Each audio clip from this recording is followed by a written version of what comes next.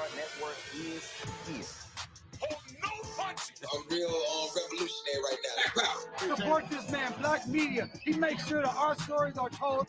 Thank you for being the voice of Black America, Roland. Stay black. I love y'all. All momentum we have now, we have to keep this going. The video looks phenomenal. See, this difference between Black Star Network and Black-owned media and something like CNN. You can't be Black-owned media and be scared. It's time to be smart. Bring your eyeballs home. You dig?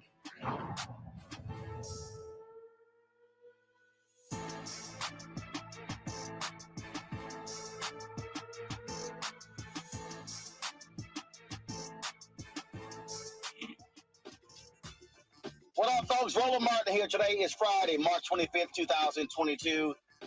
Yes, I am driving massive traffic here in D.C., so we don't let one monkey stop the show. Coming up today on Roland Martin Unfiltered on the Black Star Network. Breaking news, after 2 years, the Black News Channel is shutting down. I will tell you what happened, what went down that led to this decision today, and will the billionaire owner of the network, Shahid Khan, will he pay his employees for their work for the last 2 weeks? I'll give you all the latest news on that. Also on today's show, a Florida girl was expelled from a prestigious school in that particular state. She and her mom will join us. She was attacked by 2 white students, yet she was the one that got expelled. Also, what's the latest in Mason, Tennessee? Will the Tennessee controller take over the finances of this majority Black town? We'll talk with the vice mayor about that particular issue as well. Also, we got Education Matters. A lot of things we're going to talk about on today's show. Folks, it is time to bring the funk on Roland Martin Unfiltered on the Black Star Network. Let's go. He's got it. Whatever the biz, he's on it. Whatever it is, he's got the scoop, the fact, the find. And when it breaks, he's right on time and it's rolling. Best believe he's knowing. Putting it down from sports to news to politics. With entertainment just for kicks, he's rolling. It's on go, y'all. It's Roland Martin, yeah.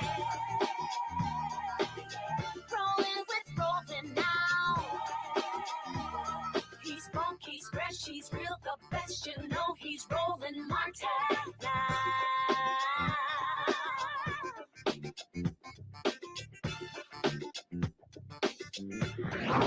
Martin!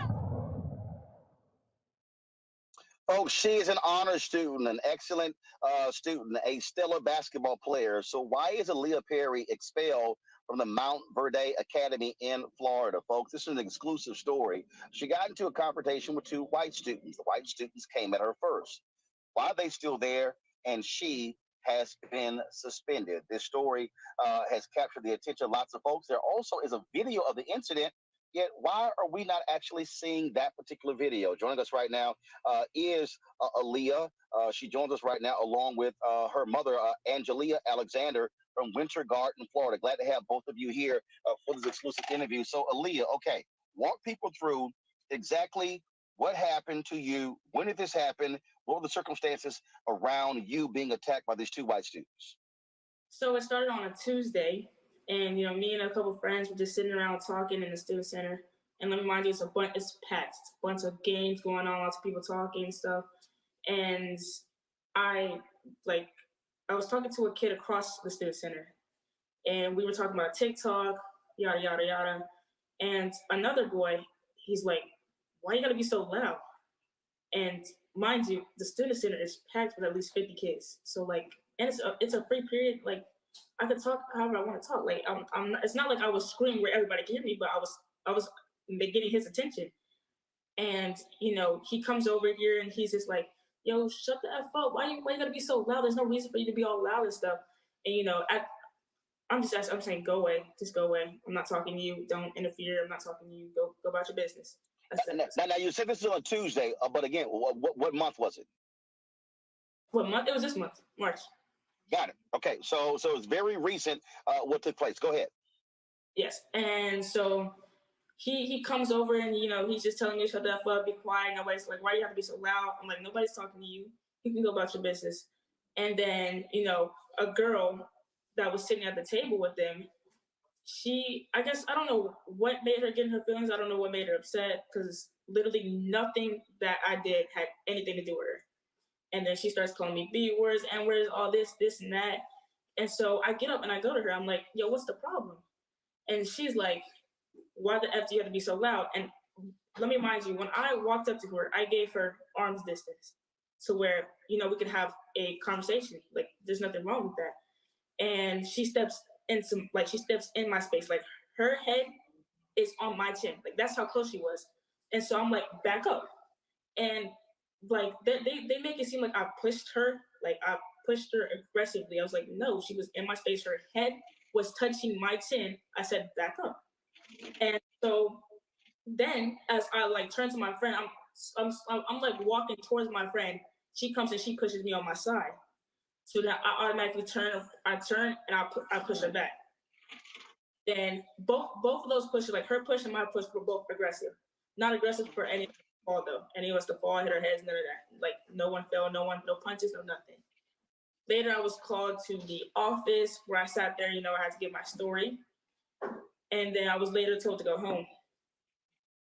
Well, I was told to go get my father, and he came, and then, one of the phones was brought in, and, one of the deans came into the office and was like, because there's 4 deans, and one of the deans came into the other dean's office and was like, hey, I need to see that phone on there.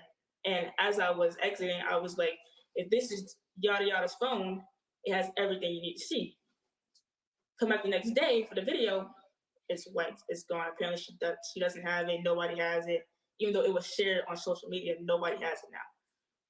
And she also received hours for having that video, so who knows? So on Wednesday, I come and I have to go to a discipline committee at 12 o'clock. And so I'm sitting there, I asked for a snack. I asked one of the deans for a snack, and he tells me no. Like, if I did not ask one of the other colored deans for food, this man wouldn't have let me eat the whole day. So I then went to the colored dean and asked, can I please get a snack or something? I have my own money, I can buy it. And she let me go, and I came back. Then later I went to the DC committee that day. And, before I got there, my coach was telling me, she was like, when you go in here, just own up to what you did. Like, tell them that none of this would have happened if you even walked up there. Me, I'm a kid. I'm trusting my coach. That's my coach. I'm thinking she has all intentions for me. Like, she wants me to be here. So I go in there, I'm sitting down, and I'm telling them it's my fault that, I could have resolved the issue by not going over there. I could have just walked away after she even pushed me. I could have walked away. In the meeting, the lady said, are you sure that girl pushed you? And I'm like, I'm positive the girl pushed me, because why would I push her if she didn't put her hands on me? And then we left. She said, okay, we'll watch the video. I said, okay. Then we left, and my coach was like, I don't like the way she said that. It made it seem like we were lying. And I was like, Coach, I'm not lying. Like, I have nothing to lie about. She pushed me, so I pushed her back. And then coach was like, I believe you, I'm thinking my coach is on my side. So sometimes she's gonna fight for me, have my back. Next day goes on, again, I finished the rest of that day off. Then I was told by one of the other deans that I was gonna have hours, suspension and hours, because I was already serving in school suspension. So he said that I would definitely have some hours I would have to work off, and then I would be probably suspended for another 2 more days, 2 more days. That's what I told my consequence was. Expulsion was never on. So then I come the next day, and I had bought me a sandwich from the student center that morning. I went to the office. I was like, hey, to the same dean that didn't let me eat yesterday, I had a snack yesterday. I said, hey, where do you want me to sit today? And he's like, what did I tell you about having food in an academic building? And I was like, sir, I haven't ate it. You just said, give you snacks out of my hand, just threw it in the trash can, threw my food in the trash can. So I hadn't ate that entire morning. Then later I was called into the head of the school's office, and I was in there for about 2-3 hours, and they were asking me questions. And he started off with the video, then he started asking me a bunch of questions. And then one of the, she's like a counselor sort of, and she was like, well, Leah's going through a lot, and I talked to her about maybe getting counseling or whatever. And I was like, he was like, well, why does she need counseling? And then I explained to him that my grandma had recently passed. And then he asked me, what schools have you went to? I told him I went to Orangewood and Foundation Academy. He said, those are very faith-based. I said, yes, sir. Then he tells me, well, you know, in life, when you grow up, you'll realize reality. No one gives a S. He's like, and I mind you, like, I have no parent, no coach in there, nobody else in there. It's just 5 adults asking me questions for 3 hours straight.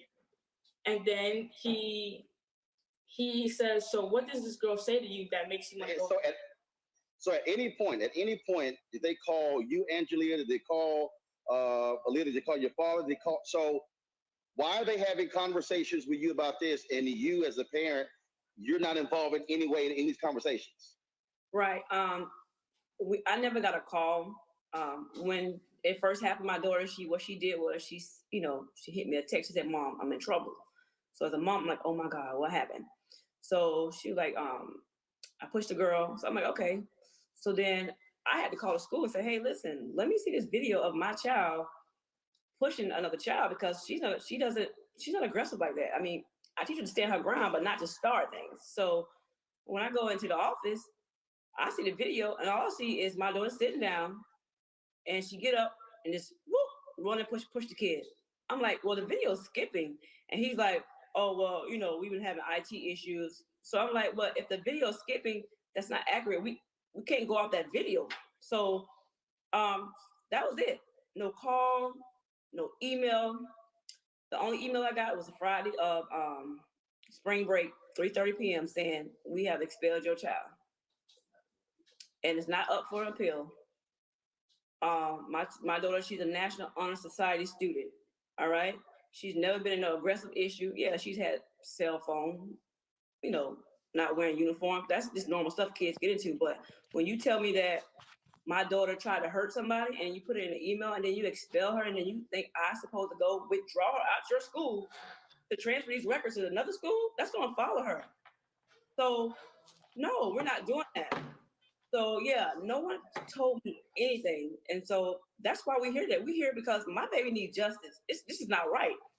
When you got teachers that are calling me, telling me things, can vouch, it's not right. It's time people stand up for this school. And can I say something real quickly? Yeah, go ahead. So, the main thing that I wanted at first was, to be allowed to finish this year in person and go to Geico, because I play basketball. I'm one of the point guards on the team. So what is your classification at the school? You are a sophomore. I'm a sophomore. You're a sophomore. Okay, so this is your second year at the academy. Right. Okay, gotcha. And we're describing this is an exclusive academy. How many Black students are there? Like what's the Black population of this academy? How many students overall at this school? There's a bunch of students in general. Yeah, what I'm saying is that this academy with 1,000 students, 2,000 students, like how large is the school? Yeah, it's about 2,000 kids. And how many Black kids go to the school? Some of our international students, and then you have most of the Black kids are athletes. Yeah, Got it. Okay, so they make this. I'm sorry. So Aaliyah, you want to go ahead and make a point? Go ahead. Oh yeah. So at first I wanted to do this to go to school, because she still gets to go to school even though she put her hands on me as well. And I wanted to play basketball because I play on a national team and we're about to head to Geico. But I don't even want to play Geico because I feel like my coach just wasn't there for me. That hurts. My coach wasn't there for me the entire time. That's crazy. So what I'm trying to understand is, how do they arrive at the point of expelling her and there's no conversation with the parents? So does the school have a process when they decide to expel students? Is there some kind of system they have? Is there an appeals process, or is it simply they make a decision, that's it, you're out? To be honest, I was told that, of course, the parents are supposed to be involved, especially I've been involved when she got a cell phone issue. They told me about that. Hey, your daughter got in trouble for having a cell phone out. You notify me about that, but you don't notify me about my child getting expelled until she gets expelled. You know, even with the coach, you notify me when you have an issue with her, maybe her and her teammates going back and forth, but you never reach out to me about, this is big. My child has just gotten expelled, and you call me and tell me you didn't know about the process. She told me, oh, I didn't know about the process. What? How you not know that one of your point guards is about to get expelled? But last year, there was a student, okay, that got in trouble for bringing a boy into the girls' dorm, all right, because we've been honest, all right? And this student was allowed to finish school online and to return this year to play on the girls' basketball team. But yet, you didn't fight for my child like that. You didn't do that. Why? Because she's not, what is it? We want to know what was the difference. The tuition at this school is what, $50,000 a year? For boarders. She's a day student, so we pay 19 a year. This is the statement that they provided to us. Go ahead and pull it up, Yes. folks. It is the practice of the academy not to discuss student discipline matters, which they treat confidentially. They are noting the business of releasing disparaging information about minors. The academy realizes that she is an adolescent girl who is still maturing, learning from her mistakes and impulsive behavior. Therefore, I cannot provide you with greater detail. However, the academy holds students to a high standard, particularly student athletes. As a private school, the rules are strict and the standard is set high. The academy does not tolerate behavior at school that is intimidating, threatening, or abusive. The safety and security of the student community is always a high priority. I can advise you that state several facts which are simply not true. The other student's father is not and has never been employed by the school. No students were told to delete videos. In fact, we were in possession of several student videos. In addition to videos, the school administration also spoke to numerous witnesses who saw the unprovoked attack, which was not defensive in nature. Finally, I would add that a student's entire disciplinary history is always taken into consideration when disciplinary consequences are determined. To say that she had no prior disciplinary history would also be false. The student's family is pushing a false narrative in an attempt to portray the student in a more sympathetic light. We understand that her parents are disappointed with the disciplinary decision, but the academy stands firm in its resolve to hold students accountable and make sure all students feel safe on campus. That is Lori W. Smith, the attorney for Montverde Academy. Your response to that, and also have you and Jalea, have y'all hired an attorney in this case? We did. We hired an attorney, and if that's so true, why are you telling me to get off social media and they will negotiate? We're not negotiating the fact that what happened. If my child has to walk away with expulsion, by telling the truth, she just will. But we're not going to go along with the lies to make you guys look good. It's not going to happen. So I asked my daughter, I said, Leah, what do you want to do? Do you want to just negotiate with them, act like all this stuff is not true? Or do you want to keep telling the truth and pray that the truth will be the light? My child said, Mom, let's the truth, because this is going to help the next child, the next child, the next child not go through what she went through. So Geico's out the window. We don't care. We care about the truth in this situation. What is your next step? Our next step is we're going to keep protesting until we get this video, the full truth of what happened. You're only showing one side, and you're telling students not to talk. I mean, like, all this is happening. And the sad thing about it is I have parents calling me. I have teachers calling me, all right, who's telling me your daughter is 100% right. She's not telling the story, but I know she's telling the truth because my child, I teach her to tell the truth, no matter what the consequences are. So we're going to keep fighting. And to be honest, they don't deserve my child to finish school there. You know, for what? You treat her like she was nothing, garbage. Like you just threw her away. She used to get up every morning and go to work at that school. Then she went to class. Then she went to practice. She didn't get home till late nights. And this how you do her. But yet you did have a fight 2 weeks ago in front of the school. fist fighting. A fist fight. You had. I got a teacher that's willing to. And you had a fist fight. I have a message sent by a child, like a kid who was literally witnessing it. And you didn't expel those kids. Right. But we are supposed to be quiet. Y'all just be quiet, you know, shut up, get me off social media, get us off social media, and we'll negotiate. That's not how it goes. Because my child still got to live with this. It's not right. We're not, no. So all the threatening about, oh, they're gonna do this and gonna press charges. Your child was 18 years old. My child is a sophomore. She's 16. She's a minor. And something else I want to like just add on to this is like in that email he said I've had behavior issues. I've gotten in trouble for my cell phone and a polo. Please tell me what behavior issues that is. Like what? My polo and a cell phone? You have to be kidding me. And you know what? I'm gonna read this message just because I feel like it's important. It plays a big role in this. So this girl, she doesn't know me. She's in one of my classes. We never speak to each other. You know, we did a protest earlier this morning, and this is the message she sent me. She says, "Hey, I just want to let you know that I support you. What you did today was very impactful. Don't be scared to stand up for yourself. I have been going to the school for a while, and no one has ever done what you did. Everyone is too scared to speak up, and you are very brave. Don't listen to what anyone says. There has been many fights at this school, and no one has ever gotten kicked out. So you're 100% correct with this. Everything that was on those posters are correct." It's true. It's there. And they can say, oh, well, you know, you're making the academy look bad. No, the racism there. Discrimination is there. They done hit it for so long. The kids they're quiet. Those kids come to my house every weekend. We talk personally. So it's there, but they're afraid to speak out. But my child gonna speak out because once again, it's gonna save the next child and the next child from going through what she went through. So no, we won't bend. All right.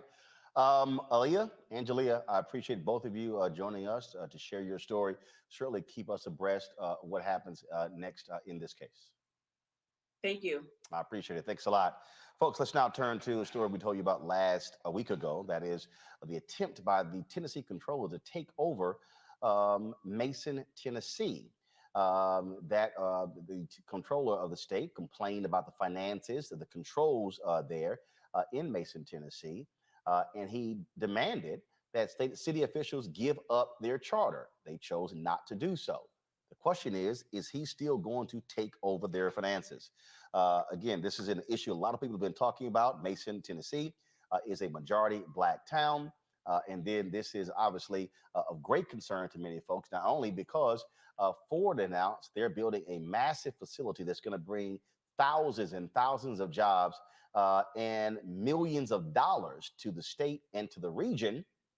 And they're not far at all from Mason. And so let's talk about this here with the vice mayor. We had her on the show last week. She returns to chat with us, and certainly glad to have you back on the show, Vice Mayor. So where do we stand now?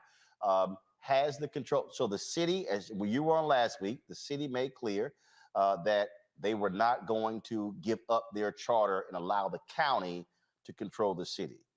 What's happening now? Does he have control of your city's finances? As of right now, it's know that it only supposed to go in effect on the 28th, which will be Monday. They supposed to come in and take over our finances. But they did come down today, the comptrollers did, to look at our numbers to see if what we were saying or what our finance team was telling them that was true. The numbers that we presented to them when we went up to meet with them. So that is what we actually waiting to see if they're going to accept the numbers. Is he going to make the change, or is things going to stay the same? So again, there's a lot of people out here commenting. They're saying that the town has been stolen, the land has been stolen. The reality is, y'all are the duly elected representatives of Mason, Tennessee. You and the other city council members are still in charge of the city. The only authority that they have is to take over the finances And what does the state law say? How long does that last? How do y'all get it back? Walk us through that. Okay, well, as of now, we don't know how long they're gonna decide to leave it or to stay over in control of our finances.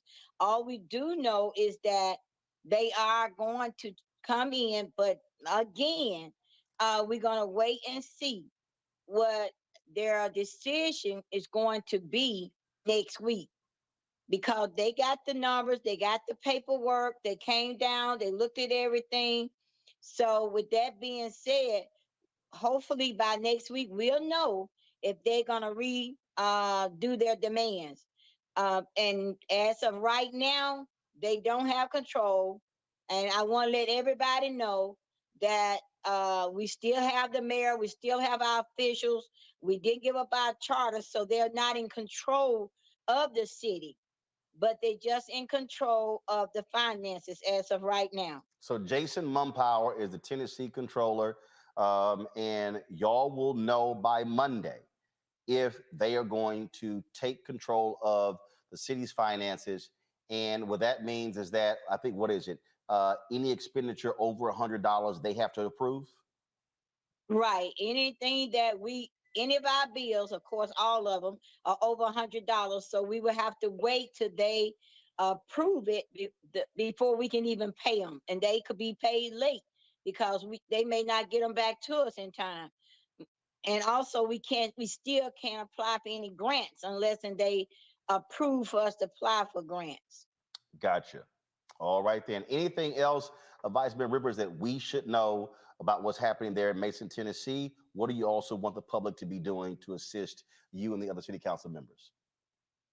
Well, we just want you to keep making noise, keep letting people know, keep supporting us, and just spread the word that we're fighting. We're gonna fight to try to keep them from doing us in worse than they already are, because where they are and the demands that he has made on our finances can cause us to go into default with our bills. Because as we stand as of today, we are not behind on any of our bills.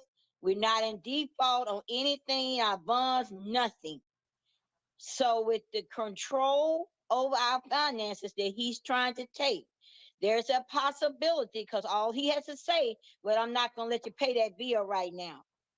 And if he make that decision, then we would go in default with everybody that we have contracts with, or we doing business with, or if we need a part for our fire department truck or our water department, we have to wait till he say that we can do it. All right then. Vice Mayor with Virginia Rivers, Mason, Tennessee. We sure appreciate it. Thanks a lot. Thank you. All right. Want to bring up my panel right now. Glad to have them with us.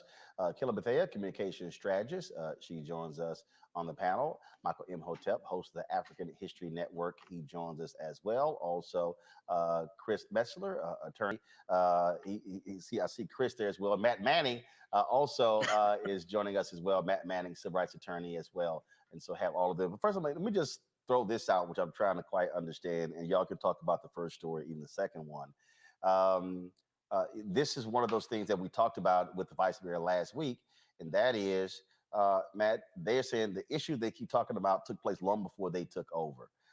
And a lot of people, I keep people saying, oh, this sounds like Black Wall Street. Well, calm down. That's not what this sounds like.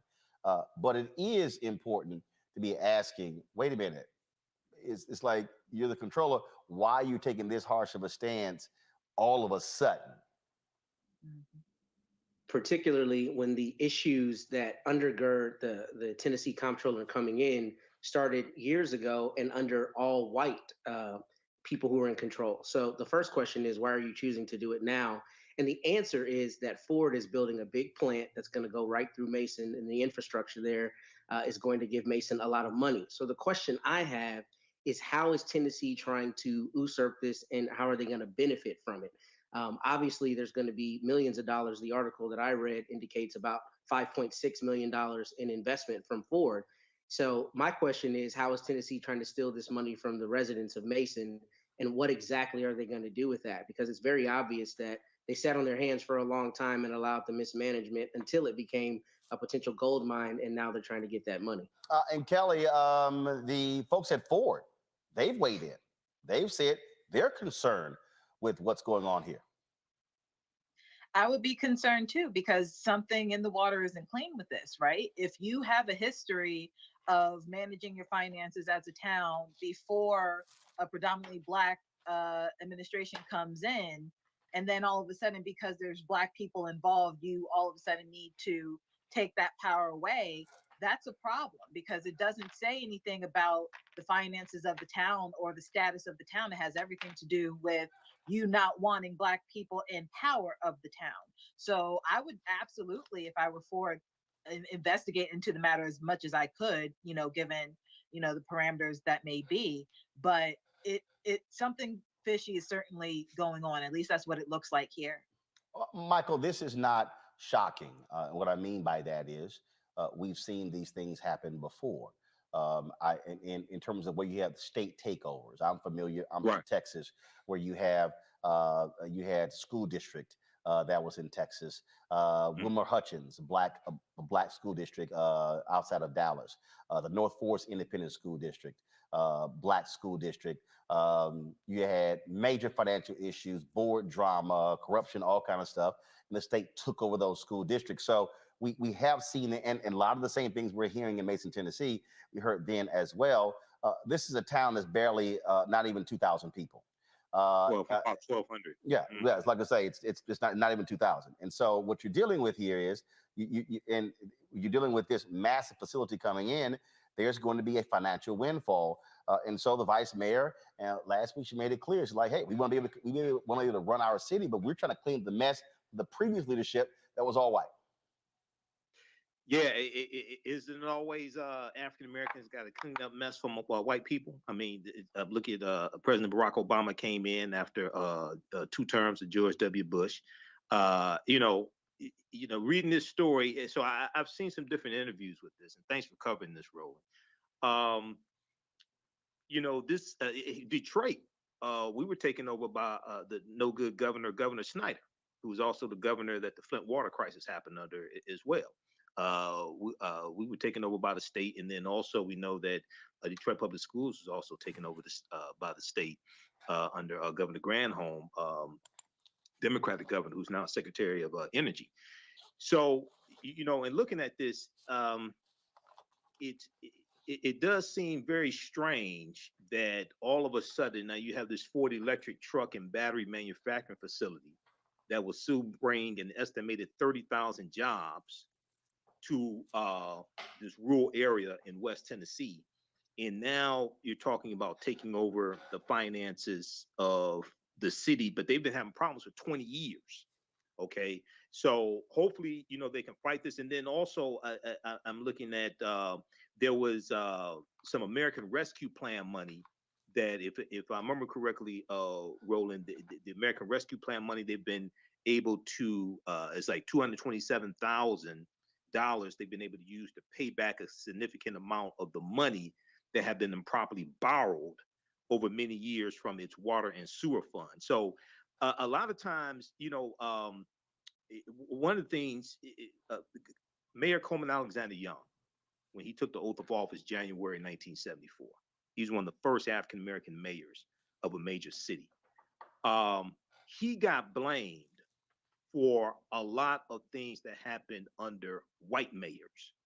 And around the country, when you go look at the first African-American mayors of major cities, when we took over those major cities, they were already on life support from what white people did, okay? But even though African-American mayors did make mistakes, they got blamed for a lot of this stuff. Detroit already had a declining population even before the 1967 Detroit Rebellion. Right. Okay, white people were already fleeing the city of Detroit. So, hopefully they're able to fight this and maintain control of the finances. But this is what they do, man. They put you in receivership so they can take over your city, take over your power, etc. Folks, we're going to continue to follow this as we get more details. We certainly will let you know. Got to go to break when we come back. Clarence Thomas's wife, Jenny Thomas. What the hell? Text messages she is sent to the chief of staff for Donald Trump, Mark Meadows, now are public. Clarence, you might want to talk. I know you never like to talk on the Supreme Court, but yeah, you might want to have a few words so we can discuss what the hell are you doing? Yeah, we're going to break it down. You're watching Roland Martin Unfiltered right here on the Black Star Network.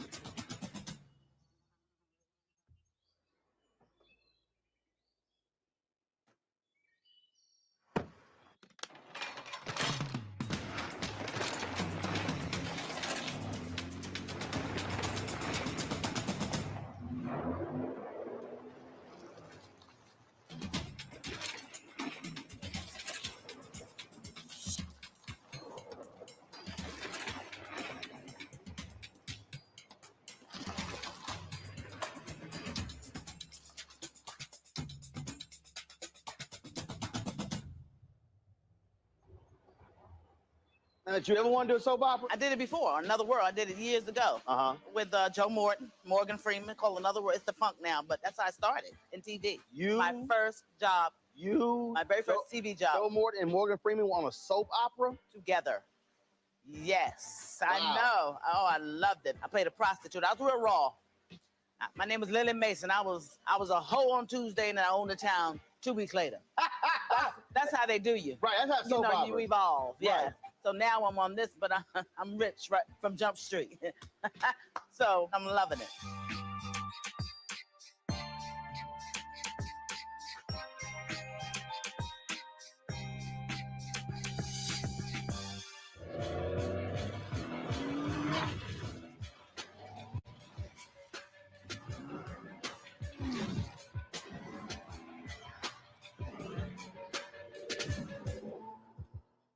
Hi, this is Essence Atkins. Hey, I'm Dion.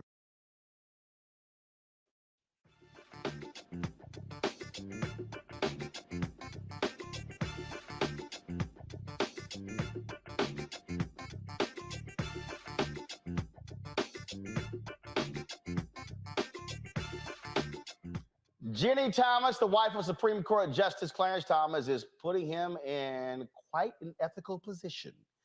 Folks,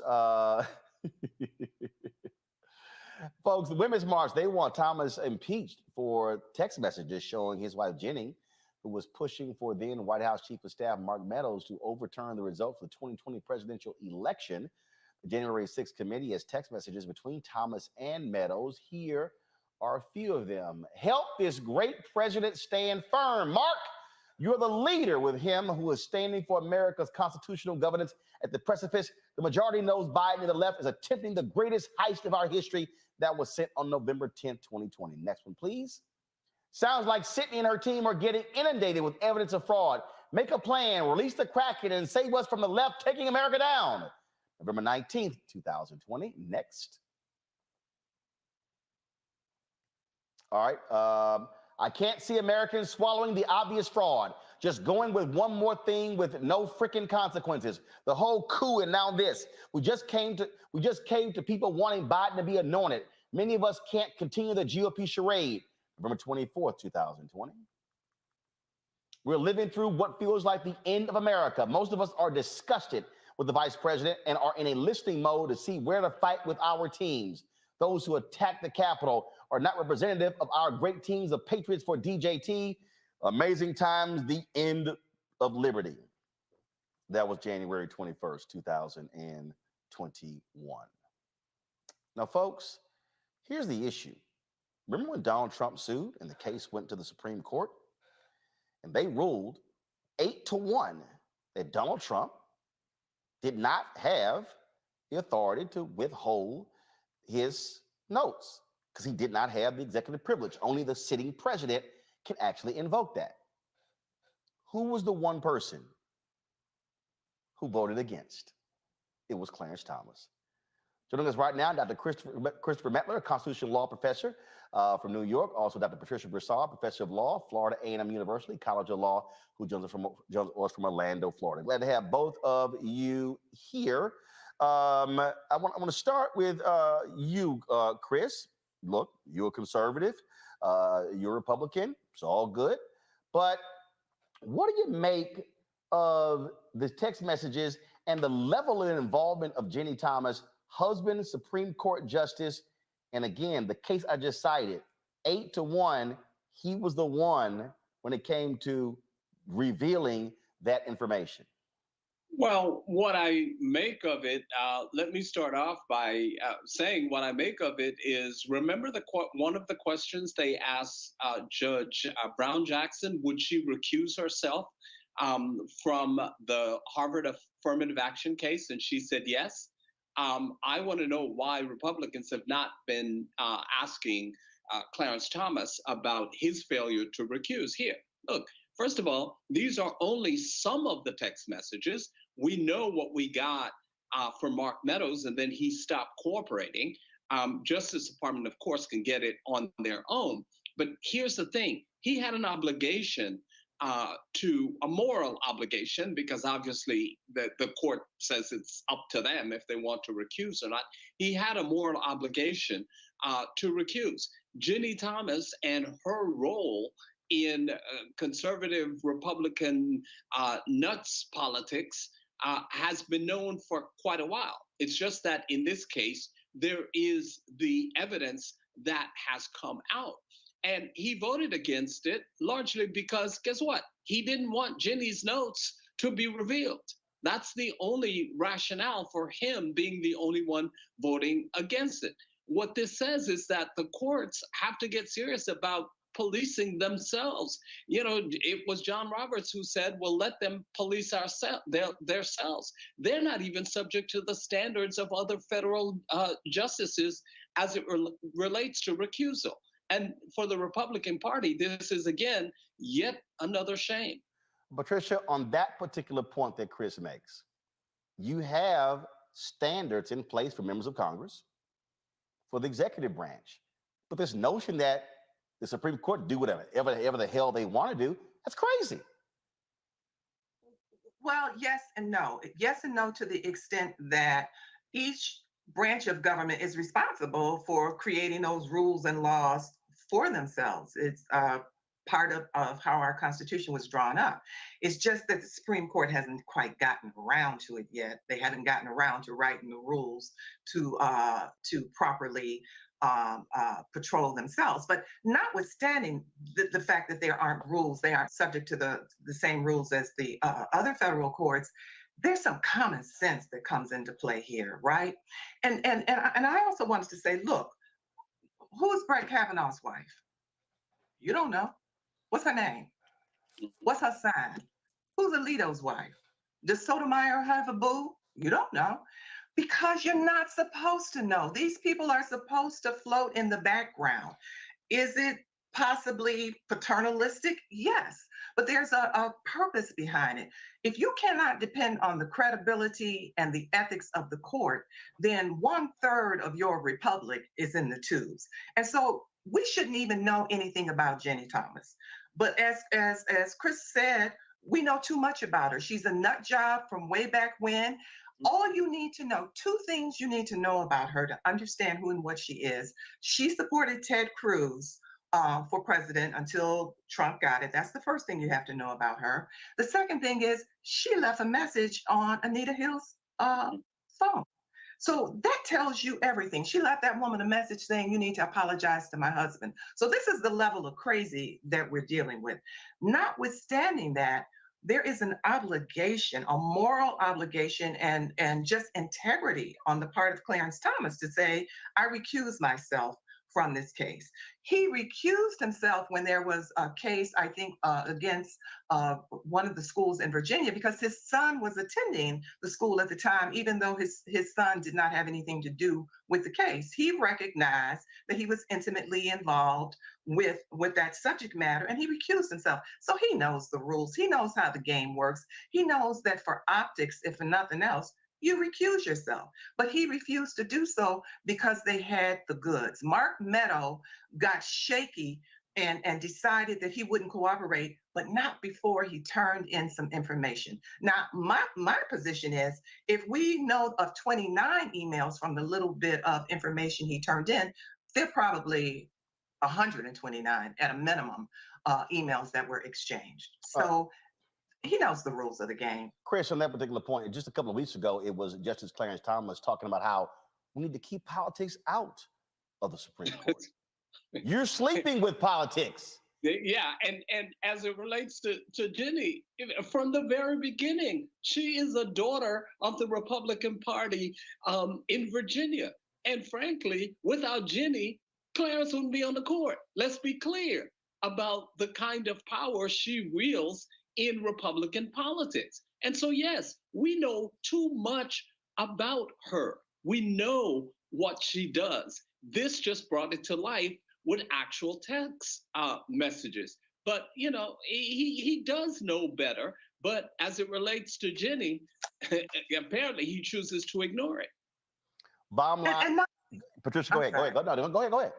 So I was going to say, not only that, let's parse this thing from a constitutional law standpoint. Yes. Does she have the right to believe that Biden didn't win? Of course she does. Does she have the right to tell her girlfriends and everybody else and anybody who will listen that she didn't think that Biden won? Of course she does. She has the right to spread whatever nonsense she wants. She doesn't have a right to conspire to overthrow the government. And that's especially when you're married to one of 9 Supreme Court justices who will be ruling on cases tied to the very thing. Absolutely. So he knows. I mean, it would make me sick too. I think I'd have to take a few days off if my spouse got kind of caught in a little trap like this. I'm not saying the man wasn't sick. Please don't quote me on that. I'm just saying that it's, you know, I would be sick if my spouse got caught doing what she did. So it's absolutely ridiculous. Like I said, she can believe what she wants to believe, but the idea of conspiring with Mark Meadow, and that's the tip of the iceberg. We don't know what else is out there. Yep. It's daunting. And the hypocrisy is incredible. Can you imagine Kamala Harris's husband making a call to Biden saying, hey man, let's do X, Y, and Z? Absolutely not. We are held to a different standard than other folks. And it's just, the hypocrisy is just daunting. I mean, you could slice it with a knife. But he is the hope, they say, the ultimate holder of all that is constitutional. He is, the message goes, one who strictly adheres to the Constitution, except when it comes to trying to overthrow the government by your wife. So there you have it. Well, and he gave a speech. He gave a speech, I think about 2 or 3 weeks ago, in which he said, we need to keep politics out of the judiciary. Yeah, right. You need to start at home and having a little conversation with your wife, and maybe, you know, she can work that out for you. That's like I said, the hypocrisy is ridiculous.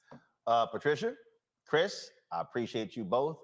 Thank you so very much for joining us right here, Roland Martin Unfiltered. Thank you so much for having us. Appreciate it. All right, we'll do it again. All right, folks, got to go to a break. When we come back, we're going to talk about the demise of the Black News Channel. Today, the decision was made to shut the network down. I'm going to unpack and deconstruct what happened and why we got to this particular point. You're watching Roland Martin Unfiltered on the Black Star Network. Back in a moment.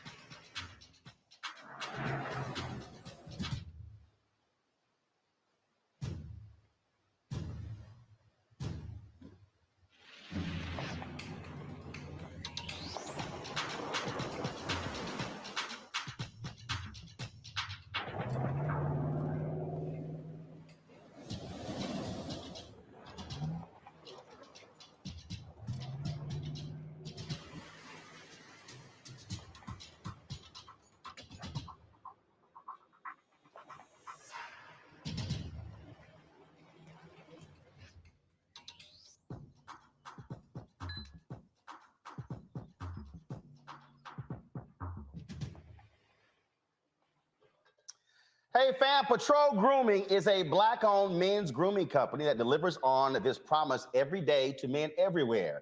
Everything we do, every product we make is designed to help you to present your best self. It's a promise they've kept since 1991 when they first introduced the Bump Patrol brand, the #1 men's product for a smooth, bump-free shave and silky skin. Millions of customers count on their exceptional skincare products, which can be found at more than 30,000 retail stores in more than 50 countries around the world. Now you can have exceptional beard and skincare products that are as unique as you. Fellas, as we prepare to head back out into the world as COVID restrictions are being lifted, it's time to get our groove back. You can visit patrolgrooming.com to order a Patrol Grooming box and do this. Use the discount code hashtag Roland30. That's hashtag ROLAND30 for a 30% discount at the checkout. We appreciate Patrol Grooming being a partner with us here at Roland Martin Unfiltered and the Black Star Network. On the next A Balanced Life, as we grind down to the end of another long winter, it's easy to slip out of balance and into the foggy doldrums. On the next A Balanced Life, ways to push through the gray days until the warm days of spring arrive. Join me, Dr. Jackie, on A Balanced Life on Black Star Network.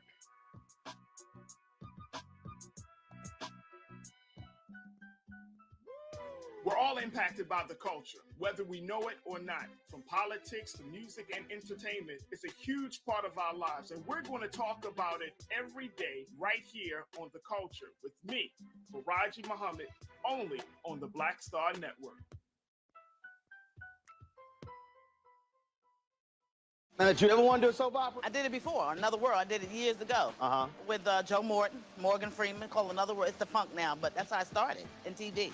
My first job. My very first TV job. Joe Morton and Morgan Freeman were on a soap opera? Together. Yes, I Wow. know. Oh, I loved it. I played a prostitute. I was real raw. My name was Lily Mason. I was a hoe on Tuesday, and then I owned the town 2 weeks later.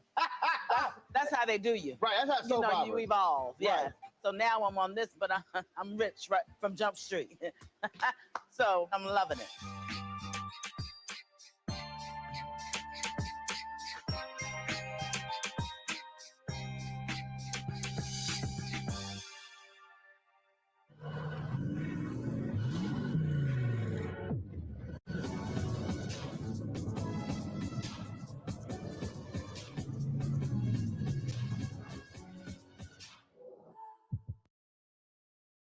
This is Judge Mathis. What's going on, everybody? It's your boy Mac Wiles, and you are watching Roland Martin Unfiltered.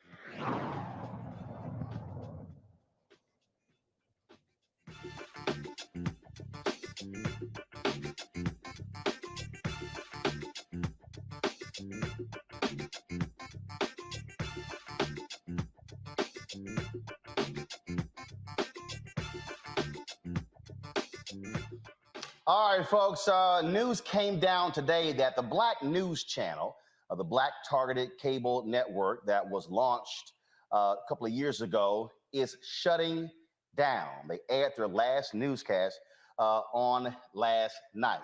Now, knew this thing was coming because this email was sent out yesterday to all the staff with regards to pay.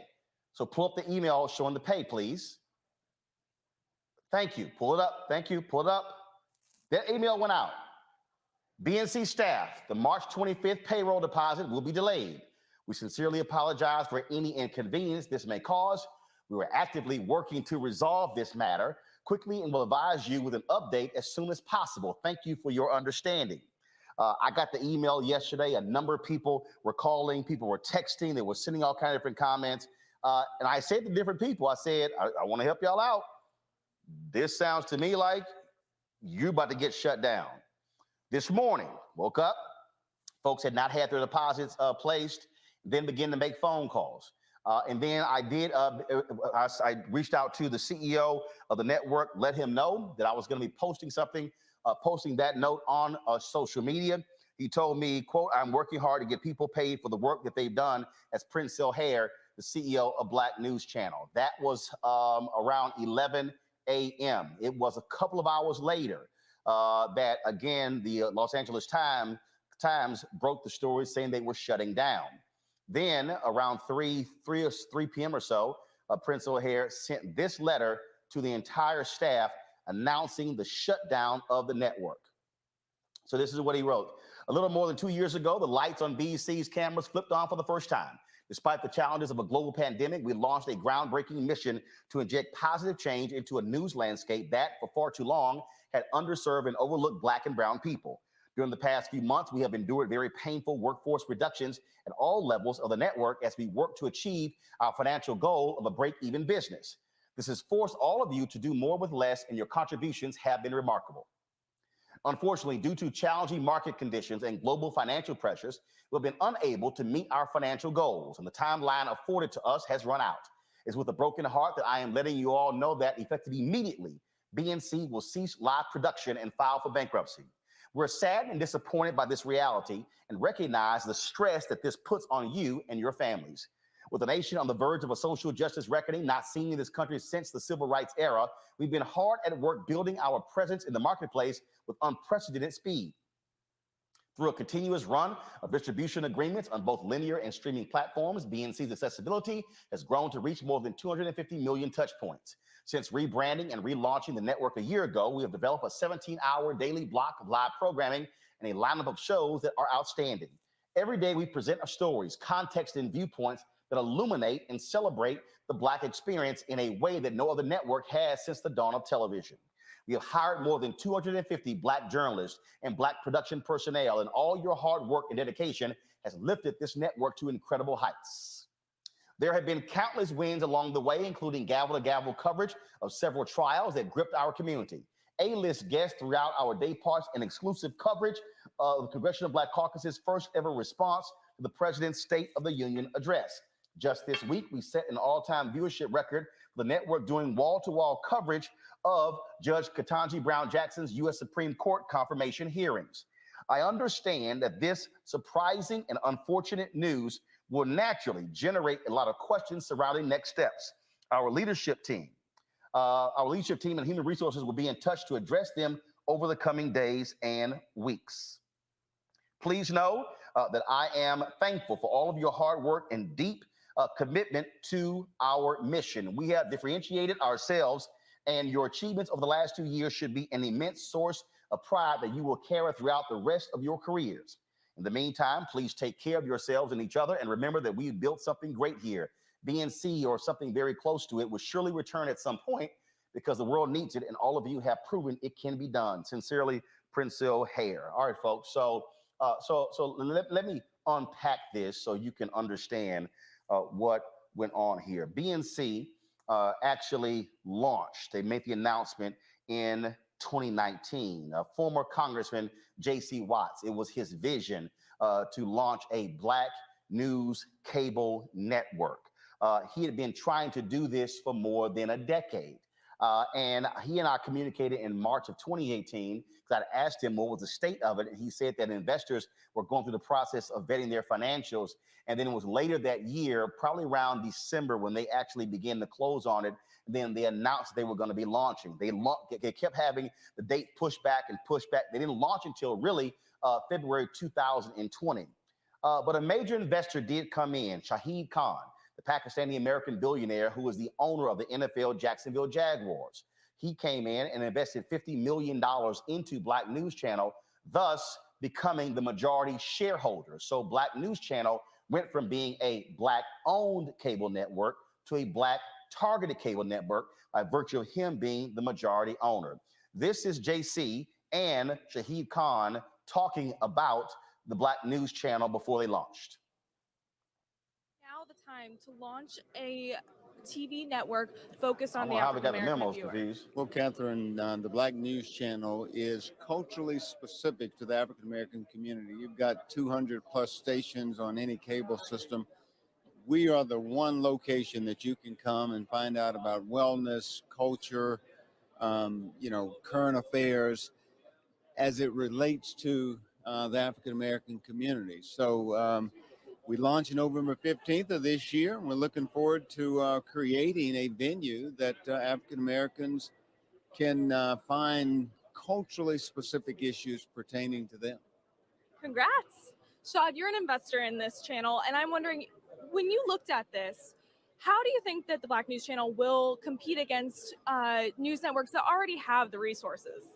Well, I think it's going to do real well. To add to what JC was saying, it's specific needs of a community that's really underserved, the African American. It's great for me to be part of it.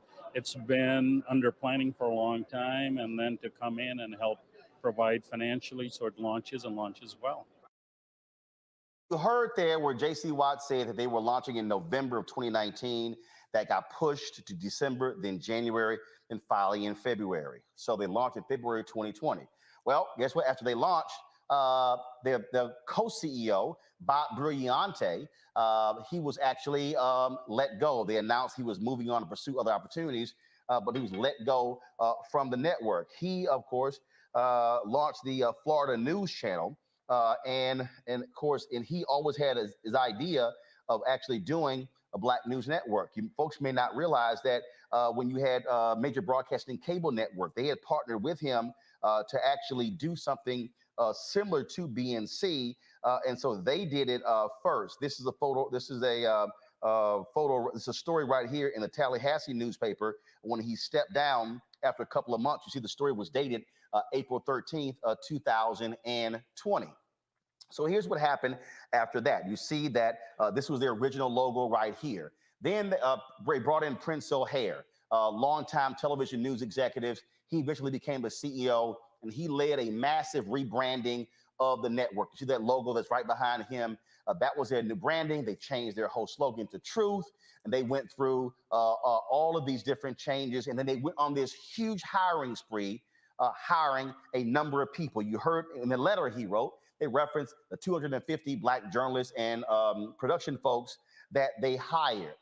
Here was the fundamental problem with Black News Channel, because people have been asking me this question: why did this fail? Why is it didn't succeed? What's going on? What's the whole deal here? The reality is this here. It was the absolute worst time to launch a cable network. Why? Because the world had been changing. The cord cutting came in. People began to get rid of cable. And then they began to go towards online. I told JC Watts directly, don't launch a linear network. Launch it as a digital network. I said, why? More cost effective. You can grow it faster and larger, and you're not going to be able to spend as much money. Now, why does that matter? A lot of people out there are saying, this ain't right. I mean, this man is a billionaire. He got the money. Y'all, folk who are billionaires ain't in the business of losing money. That ain't what they do.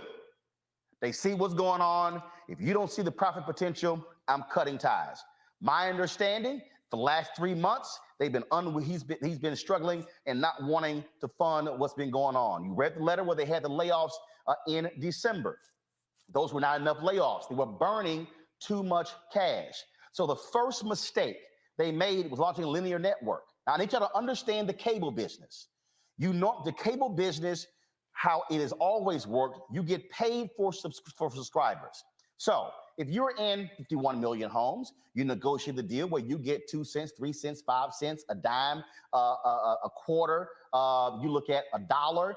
The most expensive folks in terms of on cable networks have long been ESPN, Fox News, because the amount of money they get per cable subscriber. So if you have cable television right now, when you look at your bill, you look at how much money in your bill, a significant portion, the largest portion of your bill right now is going to Fox News and ESPN. That's why people start cutting cable. They said cable bills got too high, spending $100, $150, $200 for cable. They said that's enough. The problem for Black News Channel, they were not getting subscription fees. So they were a 100% ad-supported cable network. Well, folks, that subscription fee is a revenue line. That means that you're airing on the network hoping folks are watching. You need to have high numbers so you can actually get advertising. When you don't have high numbers in cable, you get what is called bottom of the barrel advertising, which is direct marketing. What's direct marketing? That's when you're sitting, seeing those commercials with a 1-800 number attached to it, and it's Joe Namath doing some kind of insurance pitch, or Jimmy J.J. Walker. That's direct marketing, folks. Those are the commercials that you're seeing. those commercials, you get money, it's low amount of money. So those were the majority of the advertisers that were on the network. They were only averaging a few months ago 4,000 viewers in an hour.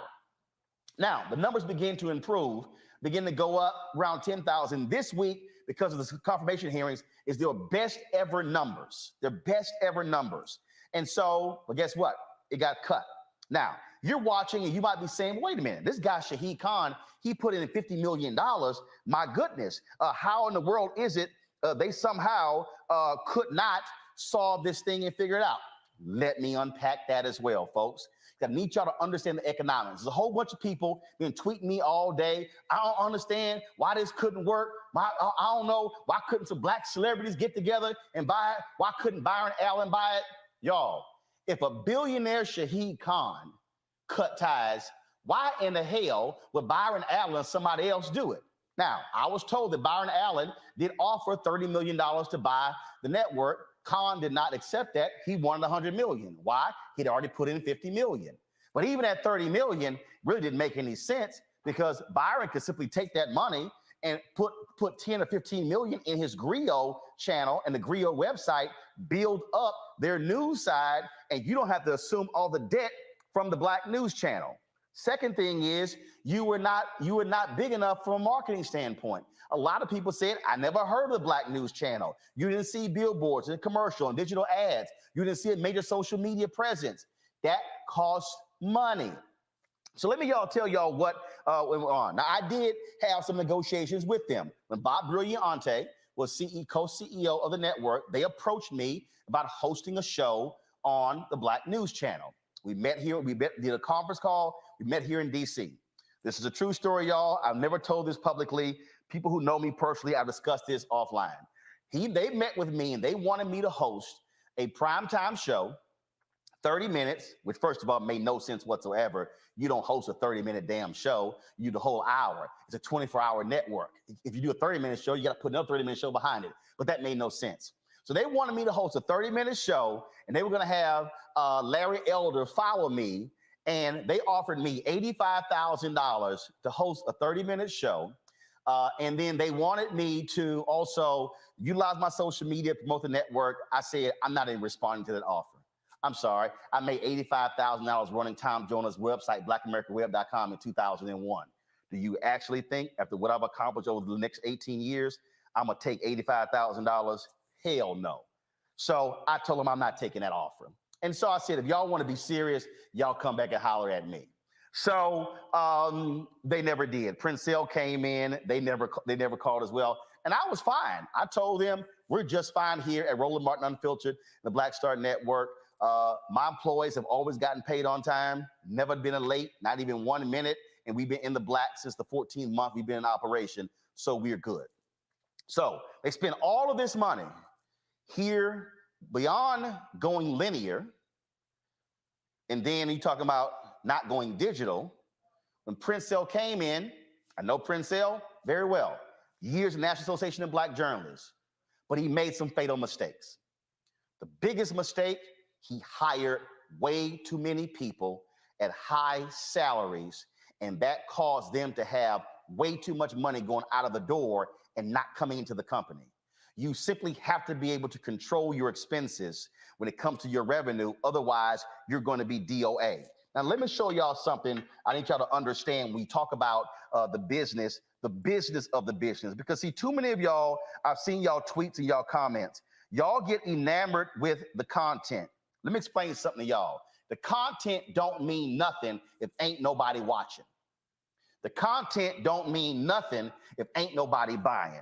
Now, y'all need to understand, I was one of the first folks to work for TV One. In fact, what y'all may not realize is when Jonathan Rogers met with Alfred Liggins at the cable show in New Orleans to talk about launching TV One, Jonathan had drinks with me before he had drinks with Alfred. I walked him over to his meeting with Alfred. When Jonathan closed the deal to become the first CEO of TV One, I got the phone call. TV One's name hadn't even been decided yet. And Jonathan said, your voice is needed. I'm going to bring you on, but I need some time to do so. So let me explain to y'all something. This is how much Jonathan Rogers had to build TV One in the first 4 years. $130 million. I'm right here on my iPad. He had $130 million to spend to build TV One over the first 4 years. Okay, $130 million. Now, y'all heard what I said. How much was the investment of Khan? Now, you also had other investors. So probably the total investment for Black News Channel was likely this, $60 million. $60 million. Now, you go, wait a minute, hold up. 60 million, which means if you got a 5-year plan, bro, this is real simple. The only thing you could spend per year is that, $10 million. That's not what happened. They hired all these people. They had crews all around the country. They brought in a number of high-paid hosts, high-paid executive producers. And I understand why Prince Hill wanted to do that, because you wanted to have a strong look and you wanted to compete. But let me explain something to you, folks. Competing means nothing if you don't exist.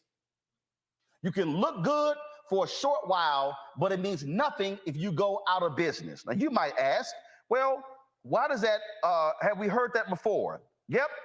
Y'all ever heard of something called New TV? New Urban Entertainment TV? Yeah, you may not remember that. New Urban Entertainment TV was a Black cable network that came out in the early 2000s. Go to my pad, please. This is a story from Multi-Channel News. They survived about 3 years. They were really operational for 2 years. You had Dennis Brownlee was the founder. You had Quincy Jones was involved. There was another official who used to be with AT&T. He was involved. They had $15 million when they raised. You know what they did? Launched a news show. They covered Tom Joyner's wedding to Donna Richardson Joyner. Had all this sort of content. Here was the problem. Go back to the article. Here was the problem. They were in only 2 million households. They were spending money. Wasn't nobody watching. Y'all, guess who was one of the investors in New TV? Radio One. That's what led Alfred Liggins to say, hey, we should launch our own network. So what people need to understand is, if you do not get it, you're not getting subscription fees. You're DOA, which means you better control your costs to ensure that you're going to be able to survive. If you do not survive, then you are dead. They simply had too many people. They were doing live shots from different places that made no sense whatsoever. You have to maximize your expenses and maximize your revenue. They had too much money going out of the door, not enough money going in. You can look great, but no advertiser is going to give you money, no real advertiser, if you only have 4,000 people watching. The other thing is they didn't have deep pockets. Let me explain something to y'all. Let me pull this up so y'all can understand. Brian Roberts, who is the CEO of Comcast, said point blank on a conference call the other day that Peacock, y'all know Peacock, right? The network that NBC launched. Do y'all know, don't show it yet, but do y'all understand how much money Peacock lost last year? Go to my iPad. Last year, Peacock, the new streaming network of NBC, lost $1.7 billion in 2021. $1.7 billion. Y'all, in the same article, he said, come right here, go back. For 2022, Comcast expects Peacock losses to total about $2.5 billion as its investment in content doubles. Now, you're watching and you're like, whoa, hold up. Y'all lost $1.7 billion last year, and y'all gonna lose $2.5 billion this year? Y'all, they publicly traded. They market cap exceeds $100 billion.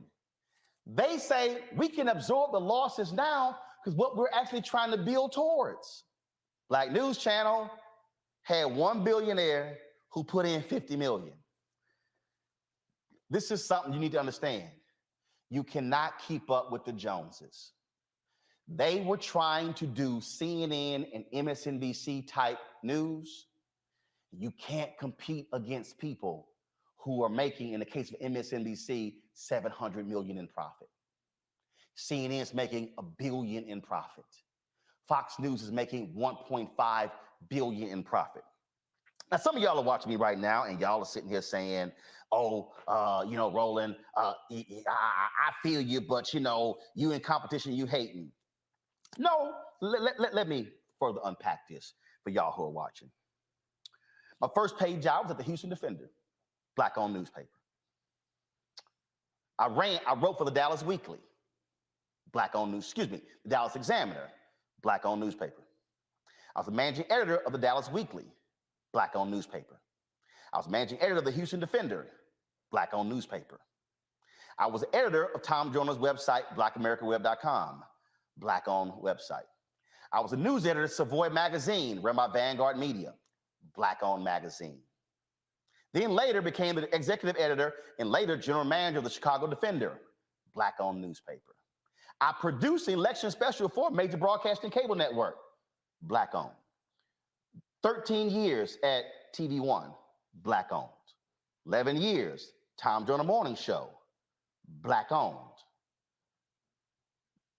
I'm trying to explain to you the business of the business.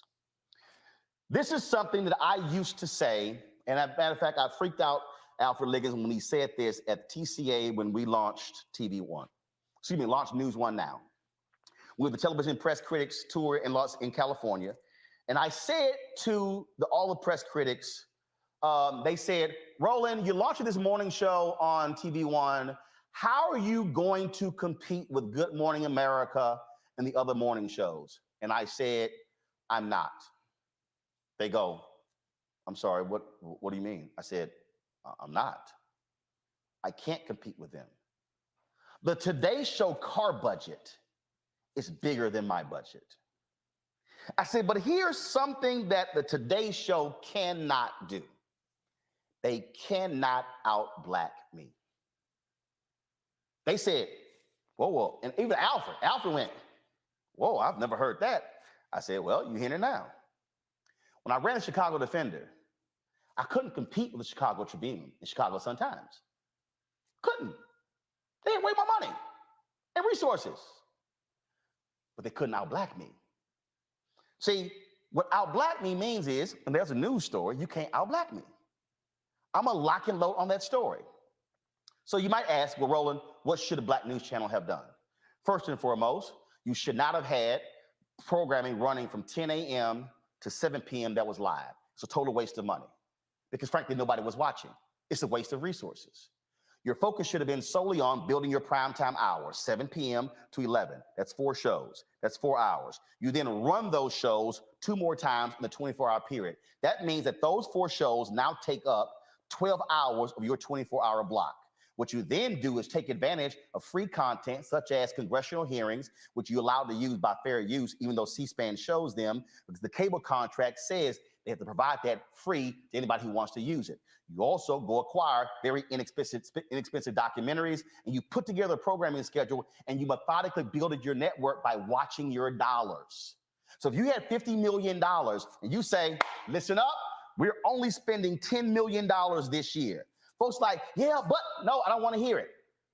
When I was at TV One, had a brother, he used to work at BET. He was like, "Man," he's like, "we got to go do this. If this was BET, we were at ABC." I said, "Stop, we ain't at ABC. So don't tell me what ABC will be doing and how much they will be spending, because we ain't at ABC." Now, see, some of y'all watching right now, let me explain to you how you don't get caught up in running with the Joneses. Do y'all see this table right here? Y'all see this table right here? This was one of the original tables we used on the show. Kelly remembers. She used to come into the studio. This was one of the tables she would sit behind. The black chair I sit in, this was our set. We had 4 of these tables and 4 chairs. You know why? We couldn't afford no damn set. I wasn't stupid. I wasn't spending a crazy amount of money. So you know what I did? I waited. Did I want a news desk? Yes. Could I afford a news desk? No. So what happened? By the second year, Take the shot, Henry. We bought this. It cost us $8,000. We couldn't afford it in the first year. Hello. Come back. We're now in a new studio, 5,200 square feet, 5 different sets. I couldn't afford that. I couldn't afford the robotic cameras, but we methodically built. That's what Black News Channel did not do. They did not conserve their resources to methodically build. They tried to grow too fast. Pull up the letter that Princell wrote. And he said it in the letter. Go to page 2 and then page 3. The letter from Princell. He said it. We grew at a remarkable, what does it say?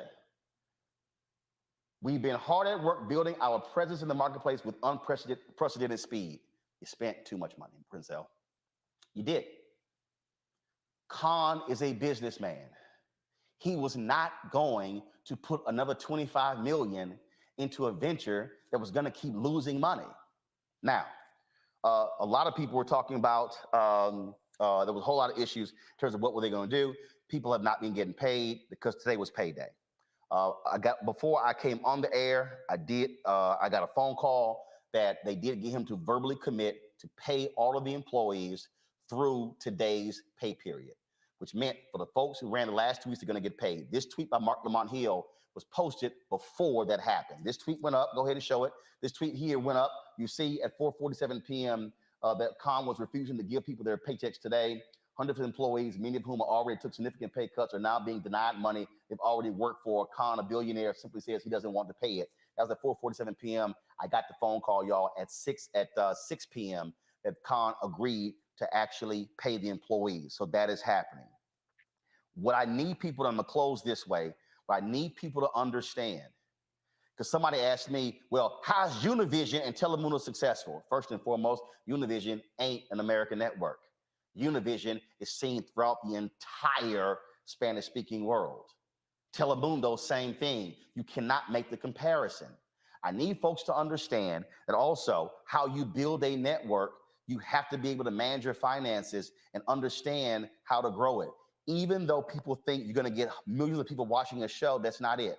On an absolutely fantastic, unbelievable, crazy day, we would have 130,000 total people watching News One now. 130,000. I don't think we ever hit total 150,000 viewers. We were in 58 million homes, y'all. We had 52 Radio 1 stations promoting TV One. The marketplace that you are in changes. It dictates how you're able to grow.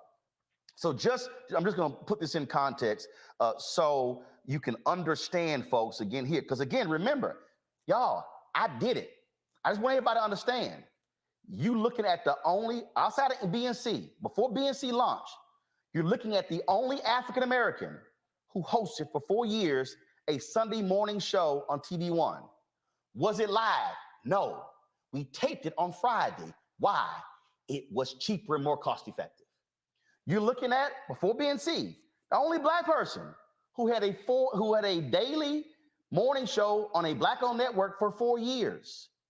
So that's for 8 years, y'all, from 2009 to 2017, September 2009 to December 2017, where I had the experience of how do you compete in the marketplace with a show on a Black-owned network. And so it's understanding how you methodically build it.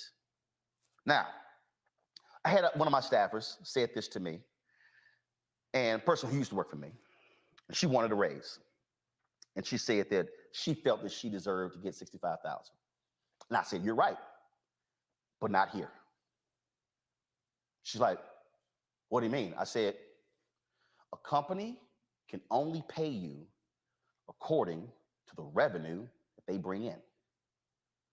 You might think you're worth $65,000. You probably are, but not here.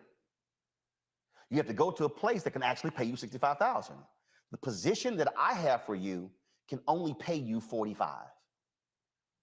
That ain't right. It's business because you're not the only employee.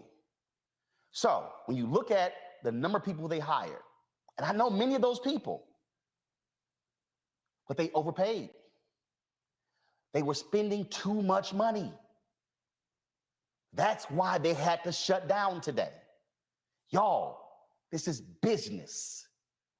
And what we have to understand is you do not throw bad money at something that is not succeeding.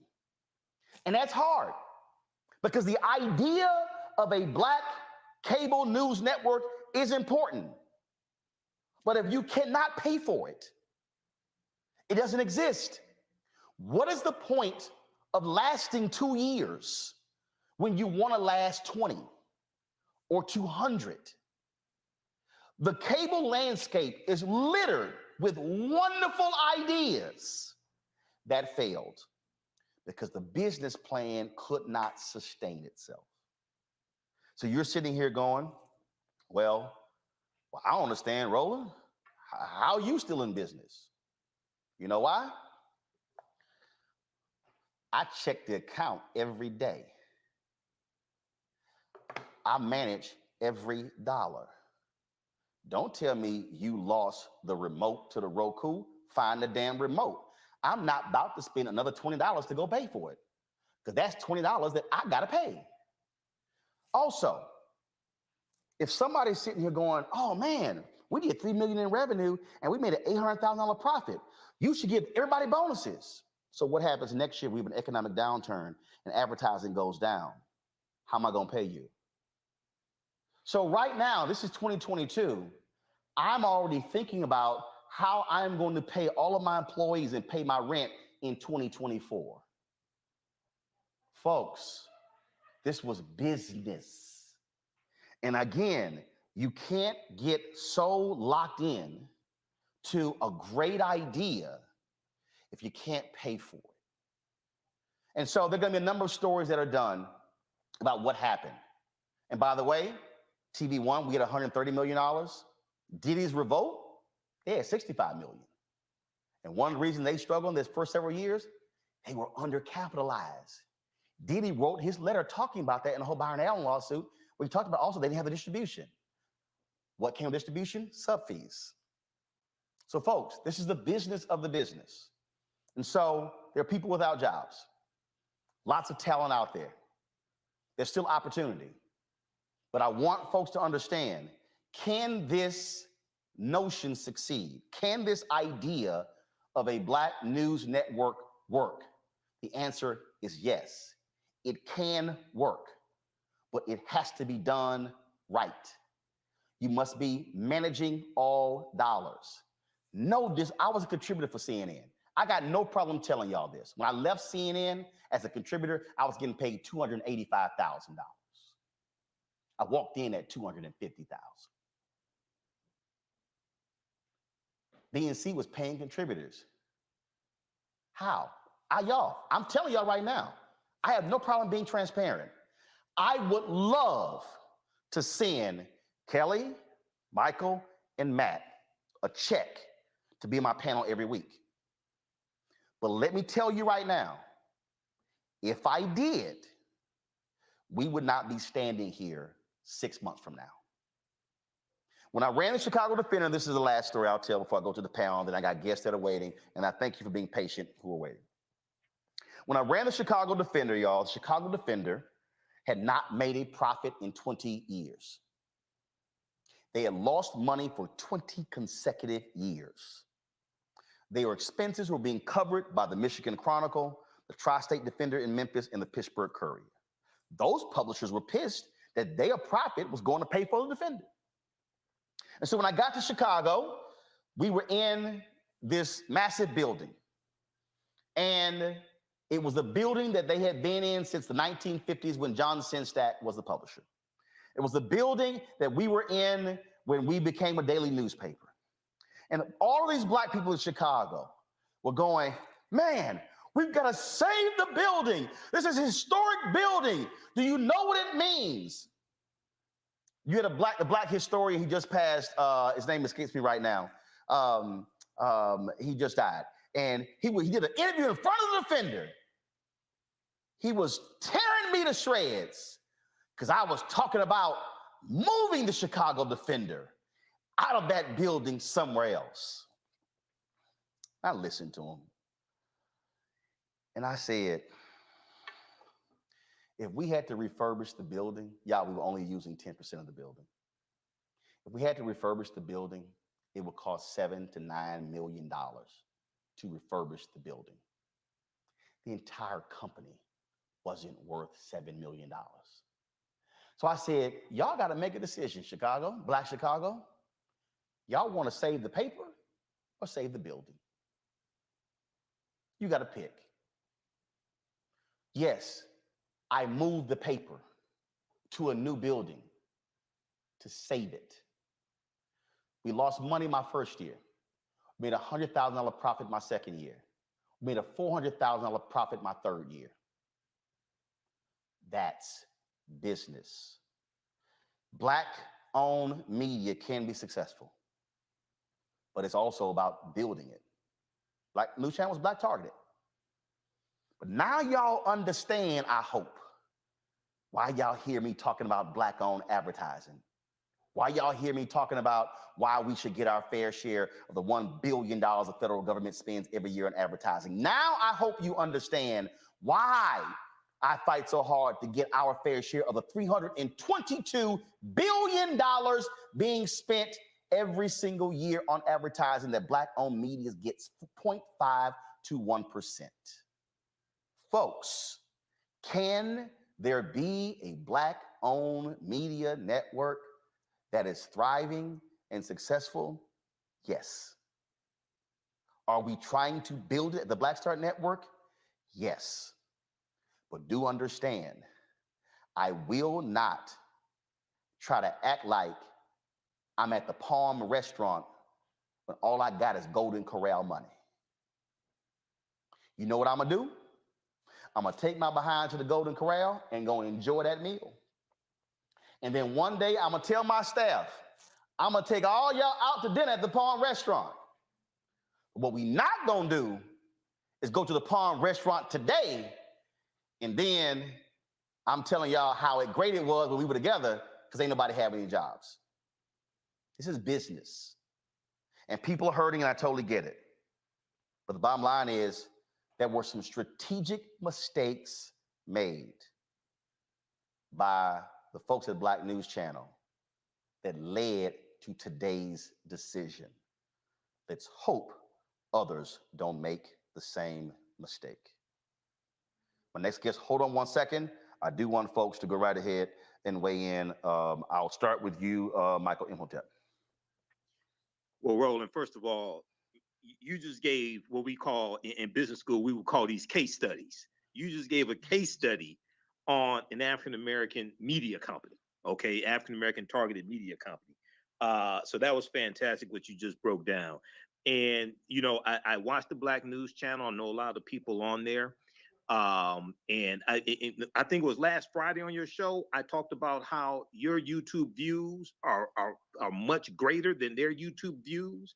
So that was something I was noticing, and there was a disconnect. And then I'm looking at the content. They had good content, but I'm looking at the low YouTube views for most of their videos.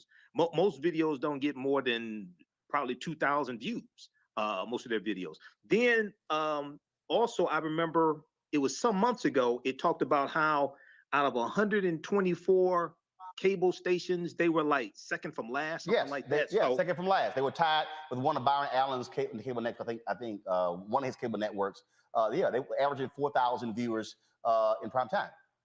Yep. You know, so I have respect for J.C. Watts for what he was attempting to do. You know, I may disagree with him here and there. I have respect for what he was trying to do. Hopefully, something, this channel, I've been rolling with you since like 2016, Roland, since I used to guest host your nasty syndicated radio show. So hopefully something else will come along. Streaming is the future. Okay. And lastly, Peacock losing $1.7 billion, man. I'm in the wrong business. I mean, you got $1.7 billion to lose. Yeah, and again, and keep in mind, Nexstar flipped WGN America to launch News Nation, a cable network, and they're losing millions as well, but they're publicly traded, and they can afford that. When you have a sole investor, you have to protect every single dollar. Let me go to Kelly. Kelly? First and foremost, thank you for this masterclass on, communication strategy and business management. I mean, it was phenomenal. And you were absolutely right in everything you said. But the moral of the story here really is to just minimize your expenses and maximize your revenue. And BNC did not do that very well, if at all. And this is what happens when you don't do that. You bite off more than you can chew, and you just you fail, in every sense of the word in this regard. Like, they did have wonderful numbers when it came to the confirmation hearings this week. It's too late. But that's not enough to carry a news station. Yep. Like you said, like, you need to really be cognizant of how you spend your money and stop comparing yourself to stations and networks that are decades in the making. Like, CNN was not built in a day. Nope. CNN wasn't even built in 3 years. Nope. So you have to take that into consideration when you're building anything, let alone a network. They could have done so many other things that would have been far more impactful than what they did, and still would be here today had they done those things. They could have started off in YouTube. They could have started off in TikTok. They could have started not in the middle of a pandemic, And actually, you know what? No. See, here's where, again, I totally hear what you just said. And again, to my next guest, seriously, I'm sorry, but I got to say this here. I'm just going to be perfectly honest with you. We were averaging around $25,000 a month on YouTube in 2020. And then, in 2019. 2020 hit January to April of 2020. We were averaging anywhere from 18,000 to 25,000. May hit, we hit 78,000. June hit, we hit 85,000. July hit, we hit 88,000. August hit, we hit 95,000. 90,000 in September, 90,000 in October, 95,000 in November, 103,000 in December. That was during COVID. I had cut my staff by 20%. I cut my salary by 75% on April 4th, 2020. I restored 10% of the staff salary in July. I restored the second 10% in August. During COVID, our numbers exploded. But again, and I did not lay off one person, but it was managing your expectations and managing your expenses that allowed me to restore everybody's salary 3 months later, and allow us to be able to thrive. And the success financially in 2020 paved the way for us to do $3 million in revenue in 2021. 2021, after the election, our numbers went down on YouTube, but our CPM went up because our time spent watching went up. So just so people understand. And again, we understand when I call it a deconstruction and masterclass. Some of y'all need to understand, because see, all my haters out there, I had to smack them with this here. In 2021, we did 93 million views on YouTube, 92.4 million, 13,677,000 watch hours, 1.27 billion impressions reach, views from the impressions, 56.6 million. On Facebook, we have 313 million video views, 163 second views, 166.9 minute views. We reached 58.5 million people. Again, you have to manage your expectations, and where you want to be year 5, you can't do it in year 1. You got to wait for year 5. But final comment, Kelly, then I'm going to Matt, and then I go to break, then I'm going to my guest. Thank you for being patient. Go ahead. No, I absolutely agree with you there. What I'm saying is, in your case, what you did was not trying to get on a cable news lineup. You know what I'm saying? So, like, what if they had done what you did in regards to a YouTube streaming format? Then again, like I said, maybe the outcome would have been different and a lot more positive than it is now. Yep. When I say, like, start in the middle of a pandemic, they started in the middle of a pandemic when it was oversaturated in the cable space already. Yeah. So that was my point. But it should have been, if they had gone digital, it would have worked. Matt? Exactly. Matt? I don't know much about media, and I think you've covered, and Kelly and Michael have covered it more than sufficiently. All I'll say is that I hope that this has an opportunity, rather, for the Black Star Network to expand even further, because a number of the people who were on the Black News channel were great personalities and continue to give stories to our people. So I'm hoping that you, being an astute businessman, can find a way to include some of those people in your network, which is doing a very necessary service of keeping our community abreast of what's going on. Well, this is very simple, folks, and I'm just going to tell you right now, when I ask y'all to stand with us on this is important. Here's the reality. If the federal government is spending $1 billion a year on advertising, if Black-owned media gets 10% of that $1 billion, that's $100 billion. If we get 2% of that 10%, $100 million, it comes out to be $2 million. Now, you got some people out there who are saying, oh, there you go, get money from the federal government. Yeah, white media get money from the federal government on advertising. Why in the hell shouldn't we? Plus, it's taxpayer money, you simpletons. So yes, and if it's $322 billion that's being spent every year on advertising, Black-owned media should be getting 10% of $322 billion. How much is that? That is $32.2 billion. Do y'all understand that? That's $32.2 billion that Black-owned media would be getting. If we got 2% of the $32.2 billion, guess what? We could actually have a newsroom of 250 people that Black News Channel had, and will be in the black. That's why you have to understand, when I'm breaking this thing down to you, I need all of y'all standing with me and letting every company and ad agency know you better do right by Black-owned media, or we're going to stop buying y'all products. Y'all, this is how we succeed. So don't sit here and cry today about Black News Channel not existing. It's a little hard to exist when you're not getting the money. And in the words of Frank Lucas, an American Gangster played by Denzel, I'm going to get that money. Support Black Star Network. Download the app, Apple phone, Android phone, Apple TV, Roku TV, Amazon Fire, Xbox One, Samsung Smart TV. Y'all, we had about 34,000. We need to hit 100,000 downloads, because when I go to advertisers, that's also money. We got to get you to do the downloads. Also, support our Bring the Funk fan club. Y'all have heard me say this before. If 20,000 of our fans contribute on average $50 each, that's $4.19 a month, 13 cents a day. That's $1 million we will raise to be able to pay our staff, to add staff. I have literally 8 people waiting to be hired right now. We just launched 4 new shows in February on the Black Star Network. I got 4 new shows in development. I got to hire more staff. You want to send your check or money order, P.O. Box 57196, Washington, D.C. 20037. I ain't got a billionaire giving me $50 million, but I guarantee you, if I had that $50 million, oh, shit. Cash App, $ RM Unfiltered. PayPal is R Martin Unfiltered. Venmo is RM Unfiltered. Zelle, Roland at RolandSMartin.com, Roland at RolandMartinUnfiltered.com. And just understand, I'm a 1987 graduate of Jack Yates High School, Madison School of Communications. This is what I went to school for. It's all I've done for 40 years. So don't act like I don't know what I'm talking about. Coming up, remember the story out of Orlando? Baby was injured when the father fired a warning shot when the cops bust in. They dropped the charges, but there's still some drama. We'll discuss that next, right here. Roland Martin Unfiltered, the Black Star Network, Black owned and in the black.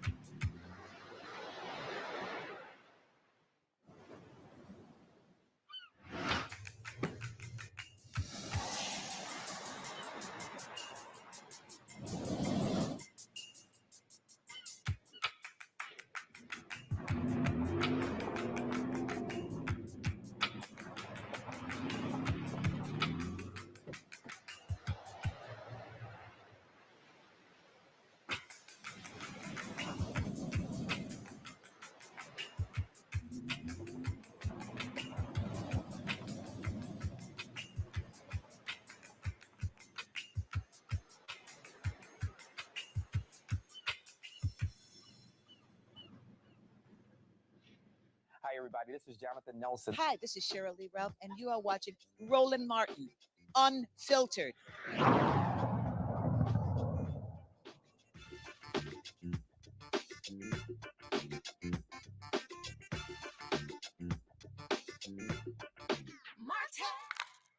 Okay.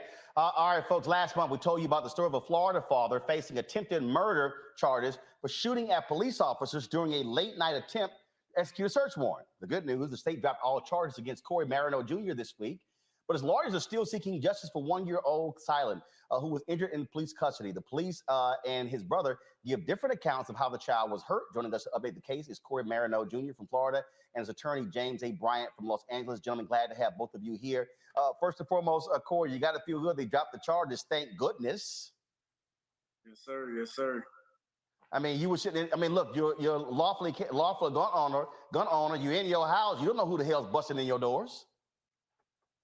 Right. Yes, sir. So, hey, I'm just happy that they dropped all charges, and I'm just really blessed. But let's talk about when it comes to your son. So exactly what's going on there. And first of all, let people know again what happened so folks understand how your son was injured and what is his condition today. Okay, so it was about 4 something in the morning. Police did a search warrant. I heard a bang at my door. I jumped up, grabbed my firearm. By the time I got midway in the hallway, I heard another bang and my door swung open. It was pitch black out the door. I fired a shot at the door. And once I heard it was the police department, I lowered my firearm. I was screaming that my gun is down, my gun is down. I walked outside, I put my hands up and I got on the ground and I was arrested after that. I don't have the specific details on what happened with my kids because I wasn't on the scene and I didn't get any information on that. Their mom got all the information about that. James, tell us about that. What happened was while Kylan and Kayon, the two children, were taken into custody by the officers, while both of the children were sitting in the back of the vehicle with one of the officers, another officer opens the door, and as he does that, he drops Kylan directly on his head, and it hits the cement. And he suffers some serious head injuries as a result of that fall. So, and he suffered that, and he's still having issues? Absolutely. As we kind of described before, he was a little over 1 year of age at that time. And so he's dealing with still odd behavioral issues. He was walking prior. He's no longer walking anymore. He has been seeking some treatment with a neurologist, and we believe that he may have unfortunately suffered a traumatic brain injury as a result. We're crossing our fingers to hopefully, figure out if this is something that will be something he can overcome. But he's really going through quite a bit at this point. And so what have y'all filed a suit against the police department in the city? Yeah, so we just completed the claim that we have to submit for the city. We're going to submit that to the city of Pensacola this Monday. And we're also looking at, beyond just state tort charges, we're looking at a federal 1983 civil rights violation for failure to render aid for Kylan when he was injured during this situation. I'm not sure if you recall, but the EMS had come. The police essentially told the EMS to leave, not to take him to the emergency room. They tried to play it as if he had barely suffered any injuries. When Ms. Dixon appears to pick up her child, she recognizes that he's unrecognizable. And when she says she needs to take him to the emergency room, they tried to dissuade her from doing that as well. And so they failed to render aid to this child. And we plan on holding whomever failed to assist this child accountable. And Corey, how are y'all? What is your plan of action for your son?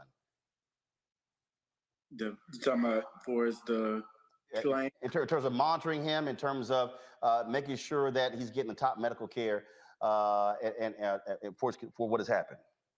Oh, okay. Mom is monitoring him throughout the day. throughout the night. We take turns on monitoring him to make sure that he's cooperating the right way. You know, he wants to be up under us at all times. He don't want to be nowhere away from us. So he clings on to us more than he has. Indeed, I know you're sitting there with your pastor as well. So glad that he is offering support in this. James, anything else? Yeah, we just want to first of all thank you for having us on the show and following up. I mean, this is it is not a typical situation that the state attorney will drop charges like this, especially for a Black man, and he is in Pensacola. But we want to thank the state attorney for doing their due diligence on this. But we're going to continue to get justice, and believe me, Roland, I think there's a lot more stuff going to be coming out of Pensacola in the near future. So just stand by. Last thing, Corey, you lost your job from the credit union. What's up with that? Did they give a job back? What's going on there? Yes, sir. They reinstated me. Oh, they reinstated you. They apologize to you? No, they really didn't apologize, but they did. They apologized. They apologized. They reinstated him. They gave him full back pay pending but they haven't spoken to him directly, but they did speak with me, and they profusely apologized. Okay. Well, I just want to make sure we're going to be rolling up on the credit union. This guy, Navy Federal Credit Union did the right thing. And I appreciate them for taking care of this young man. They kept his benefits, and he's still there, brother. Very wise, because we will put the Roller-mobile on the road. Gentlemen, I appreciate it. Thank you so very much. And we'll be praying for your son. All right, thank you. All right, folks, got to go to break. We come back. Education Matters segment, talking about educational inequities. You're watching Roland Martin Unfiltered right here on the Black Star Network.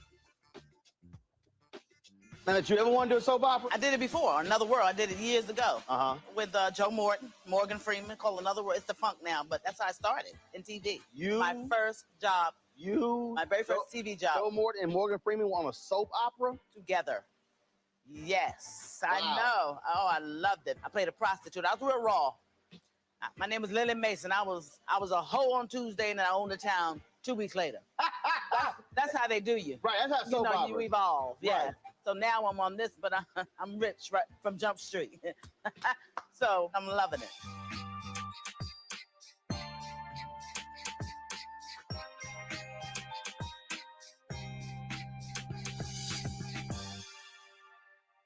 Don't you think it's time to get wealthy? I'm Deborah Owens, America's Wealth Coach, and my new show on the Black Star Network focuses on the things your financial advisor or bank isn't telling you. So watch Get Wealthy on the Black Star Network. Black Star Network is here. Oh, no punches! I'm real revolutionary right now. Support this man, Black Media. He makes sure that our stories are told. Thank you for being the voice of Black America, Roland. Stay black. I love y'all. All momentum we have now, we have to keep this going. The video looks phenomenal. See, this difference between Black Star Network and Black-owned media and something like CNN. You can't be Black-owned media and be scared. It's time to be smart. Bring your eyeballs home. You dig?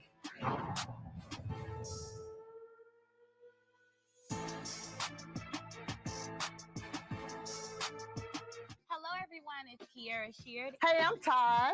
I'm Coco. And I'm Lily. And we're SWV. What's up, y'all? It's Ryan Destiny, and you're watching Roland Martin Unfiltered.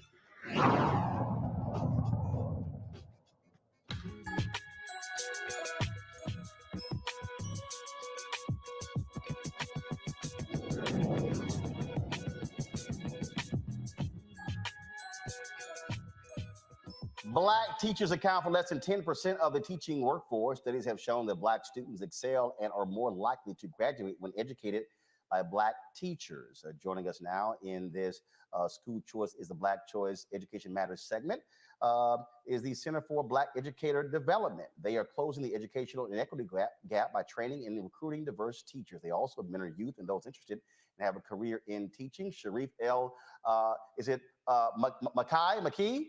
El Mekki. El Mekki, Sharif El Mekki, founder and chief executive officer of the Center for Black Educator Development, joins us from Philadelphia. So how are you doing it? And how are you targeting them? How are you training them to be successful? Yeah, we basically have a model for high school students, college youth to engage in activism. And we look at teaching as activism. We look at teaching Black children well as the purest form of activism. And we give them the opportunity to have a clinical experience teaching first, second, and third graders literacy, positive racial identity development, and being coached by our staff.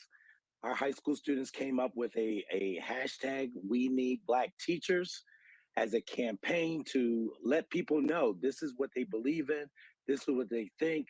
They see the connection between educational justice and racial justice, and they are looking to lead classrooms. And so we use the Freedom School model and provide opportunities for this clinical experience, as well as teacher academies within high schools so students can take an elective that teaches them about the Black pedagogical frameworks, Black historical lens, and the massive contributions of Black educators. And you said the Freedom School model. For folks have no idea about that, explain that. So the Freedom School model, the Freedom School is based on the SNCC movement, Student Nonviolent Coordinating Committee. Charlie Cobb wrote a letter to the leadership of SNCC and said, hey, while we are getting parents and grandparents registered to vote, what about their children and grandchildren? He saw the racism that was inherent in these Mississippi schools. And as part of the Freedom Summer, they started Freedom Schools. Marion Wright Edelman and the Children's Defense Fund built on that model in the 90s, Philadelphia Freedom Schools. And we're using that same model, make it a teacher apprenticeship program where students, Black high school and college youth, participate in paid apprenticeships to teach and learn about teaching, to learn about the Black pedagogical framework and the Black historical lens. And we coach them, we mentor them. And last year we had 99 Black teacher apprentices across 14 states. We have an in-person as well as a virtual model, 14 states, 99 Black teacher apprentices. And as of 2019, we have 24 Black youth who've come through our program who are now within schools, working in schools as teacher residents or teachers of record. And so we are very proud about this Black teacher pipeline that we are building that is national. It is a model that is sustainable, highly effective, and predictable. How many have y'all placed? 24 so far. Got it. All right, let's go to our panel here. Let's start with Kelly. Hi, thank you for being here. I did not realize the disparity of Black teachers in classrooms until I talked to friends who were not from the DMV area. I was born and raised here I was born in Baltimore, raised in DC, so I grew up in DC, and I've had at least one Black teacher in every single grade level that I've ever had. And I did not realize the impact of that until I met people who did not have the impact of that. So could you explain to those of us who take Black teachers for granted exactly what it means to have a Black teacher in the classroom from the time you get into school at 3, 4, 5 years old to the time you get into college? Well, we know short term that Black students that have a Black teacher have a higher sense of belongingness, better grades, better attendance, better test scores. They see themselves within the curriculum. They're able to see the connection between real world applications and what's being taught. Dr. Constance Lindsay and her colleagues showed that long term, over 100,000 of students across multiple states, they saw that a Black student with a single Black teacher, it was up to 39% less likely to drop out and up to 29% more likely to go to college. So what we know, and what we've known for a long time, while we're talking about it more today, Caroline LeCount was demanding more Black educators in the 1800s here in Philadelphia. The 1967 Black student walkout in Philadelphia, where Frank Rizzo sicked his goons on these Black youth. Then one of their demands was more Black teachers because they knew about the positive racial identity development, the understanding and seeing themselves within the curriculum was absolutely critical for their success. They saw Black teachers have higher expectations, as well as higher support, and they see this as a community. They see themselves within these students, and they know the difference between the job and the actual work. Many educator prep programs prepare people to work in the systems. Often Black teachers know how to work in communities, and that is a very big difference in mindset. Michael.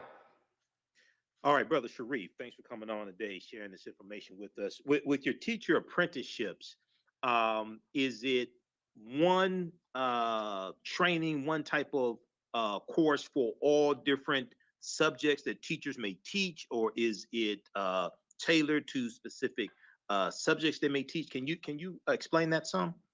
Absolutely. So we landed on Black literacy. We landed on what could a ninth grader in high school teach a first grader? Do you teach ST before TH? Do you teach RH before, LE? Like, we really used the research, Dr. Nell Duke, as well as others, Dr. Tatum. What could high school and college Black apprentices learn about literacy and then teach to first, second, and third graders? Avoiding the summer slide, understanding literacy is the foundation for any subject they may teach in the future. Right. But then also the positive racial identity development. What is it that ensures that these Black children, as well as the Black youth who are serving as apprentices, understand about the legacy, about their impact, about their contributions? Many educators who are trained to work with our children through traditional models learn about white educational theorists and white behavior theorists. They learn about Horace Mann, John Dewey, B.F. Skinner, Piaget, people who have theories that didn't even include Black youth. But suppose we have Black youth who learn about Dr. Carter G. Woodson and Nanny Helen Burroughs and Mary McLeod Bethune and Lucy Craft Laney and what they thought about teaching and learning in our communities. So literacy, positive racial identity development, and then some kind of educational activism activity. But we grounded it in literacy. Okay, thank you. Matt? Thanks for coming on, Brother Sharif, and sharing the program. I'm particularly interested in, I have two questions, basically. Sure. One, how you develop that cultural pedagogy, because I think that's incredibly important. And the second question is, for college students who are coming out, who are going to teach, what have you done to incentivize them joining the program rather than Teach for America, where we know there's a bunch of complaints about how people go and get a master's degree, don't invest in the community, and just leave and use it as kind of a revolving door? What, if anything, have you done to get that contingent of teachers to make sure they invest in the community and invest in the students' outcomes? We've been very fortunate to engage with college youth who are actually from the community. So in person, we are in Philadelphia, Camden, and in this summer, we'll be in Detroit. And then virtually, as I mentioned, it'll be 14 states this past summer. The Black college students who engage us are interested in leading classrooms. They're interested in the connection between activism and teaching, the connection between educational justice and racial justice. Some of them said, like, you know what, I had a negative experience in school. And we say, consider becoming the teacher that you wish you had and knew you needed. Consider becoming the vanguards, leading a classroom to support your younger brother, younger sister, your younger community member. And these, you know what, brother, it's been absolutely amazing to see the activism. But the activism in youth is not new, right? We knew the SNCC, Black Panther Party, and so many other movements were grounded in the youth. And we're just tapping into that activism, that sense of justice, and tying it into the purest form of activism, which is teaching Black children well. So that opportunity that our students have been involved in has been really profound. We have 4 young men, for example, that are our inaugural Black Teacher Pipeline Fellows. This is a partnership with the United Negro College Fund. These young men have gone through our program. They're in college now at Morehouse, Westchester, College of Worcester, Howard University. And they've saying, I'm coming back to Philadelphia to teach, to lead classrooms.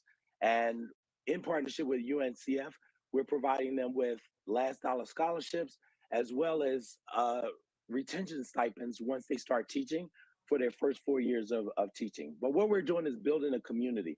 And these students are from these communities, and what they're vowing is to return, give back, and lead. And as Mary Church Terrell used to say, educators lift as they climb, and that's what these college youth are intent on doing. All right, Sharif, we appreciate it. If folks want to get more information, where do they go? www.thecenterblacked.org. And we're on all the social media platforms. #We need Black teachers. All right, then. And we do need Black teachers. We appreciate it. Thank you so very much. All right, folks.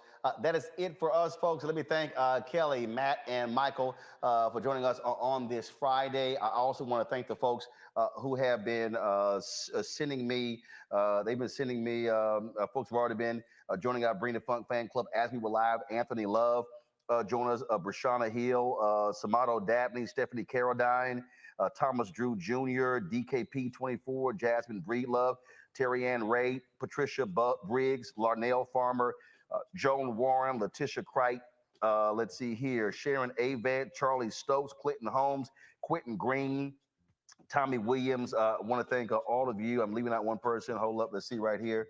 On Zell, Etha, or Etha Dawson, and also Adrian Hood. Thank you so very much.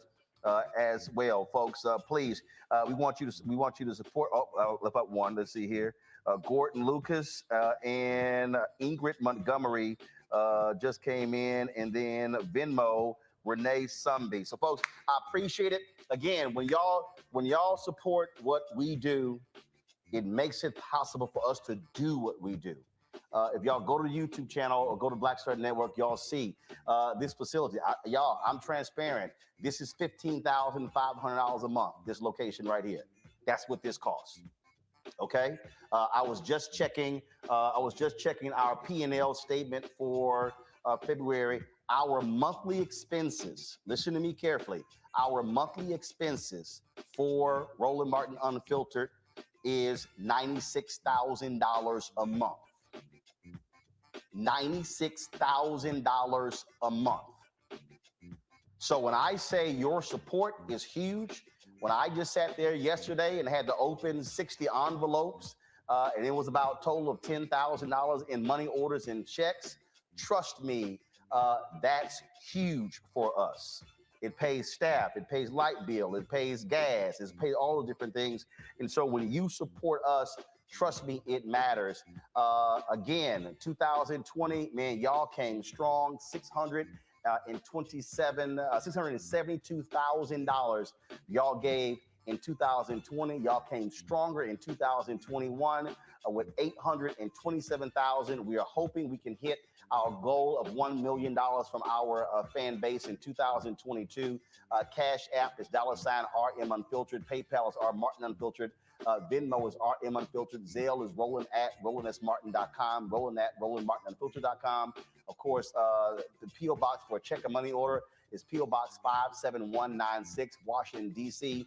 20037. And I'm telling y'all, I need y'all to understand, I am working hard to go working with Congressman Hank Johnson to go after this federal advertising money. I'm not apologizing to anybody. All you fake new so-called black media people want to run y'all mouth, talk about, oh, they getting government money. Guess what? That's our money, taxpayer money. So first of all, I'm trying to figure out how in the hell y'all sitting there hollering about reparations, but then you're going to get mad with somebody black trying to actually get advertising money from the federal government. Where in the hell your reparations going to come from? See how dumb some folks don't even think? So when we're fighting for black-owned companies to get federal contracts, that's taxpayer dollar. Billions of dollars. Do y'all understand the federal government is going to spend $660 billion on infrastructure as a result of the infrastructure bill that was passed? Why in the hell shouldn't black-owned companies get a portion of that $660 billion? Some of y'all are stuck on stupid when it comes to understanding the business. That's why I don't even listen to some of y'all when y'all run y'all mouth.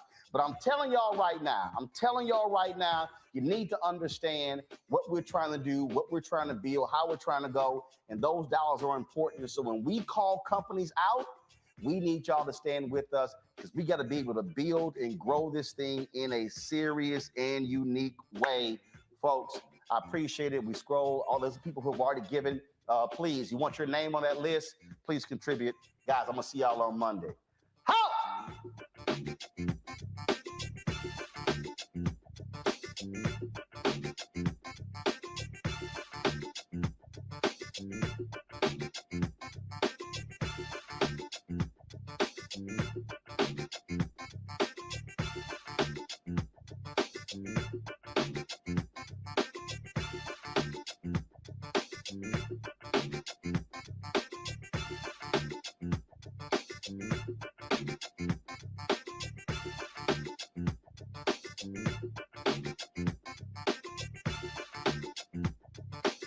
Bye.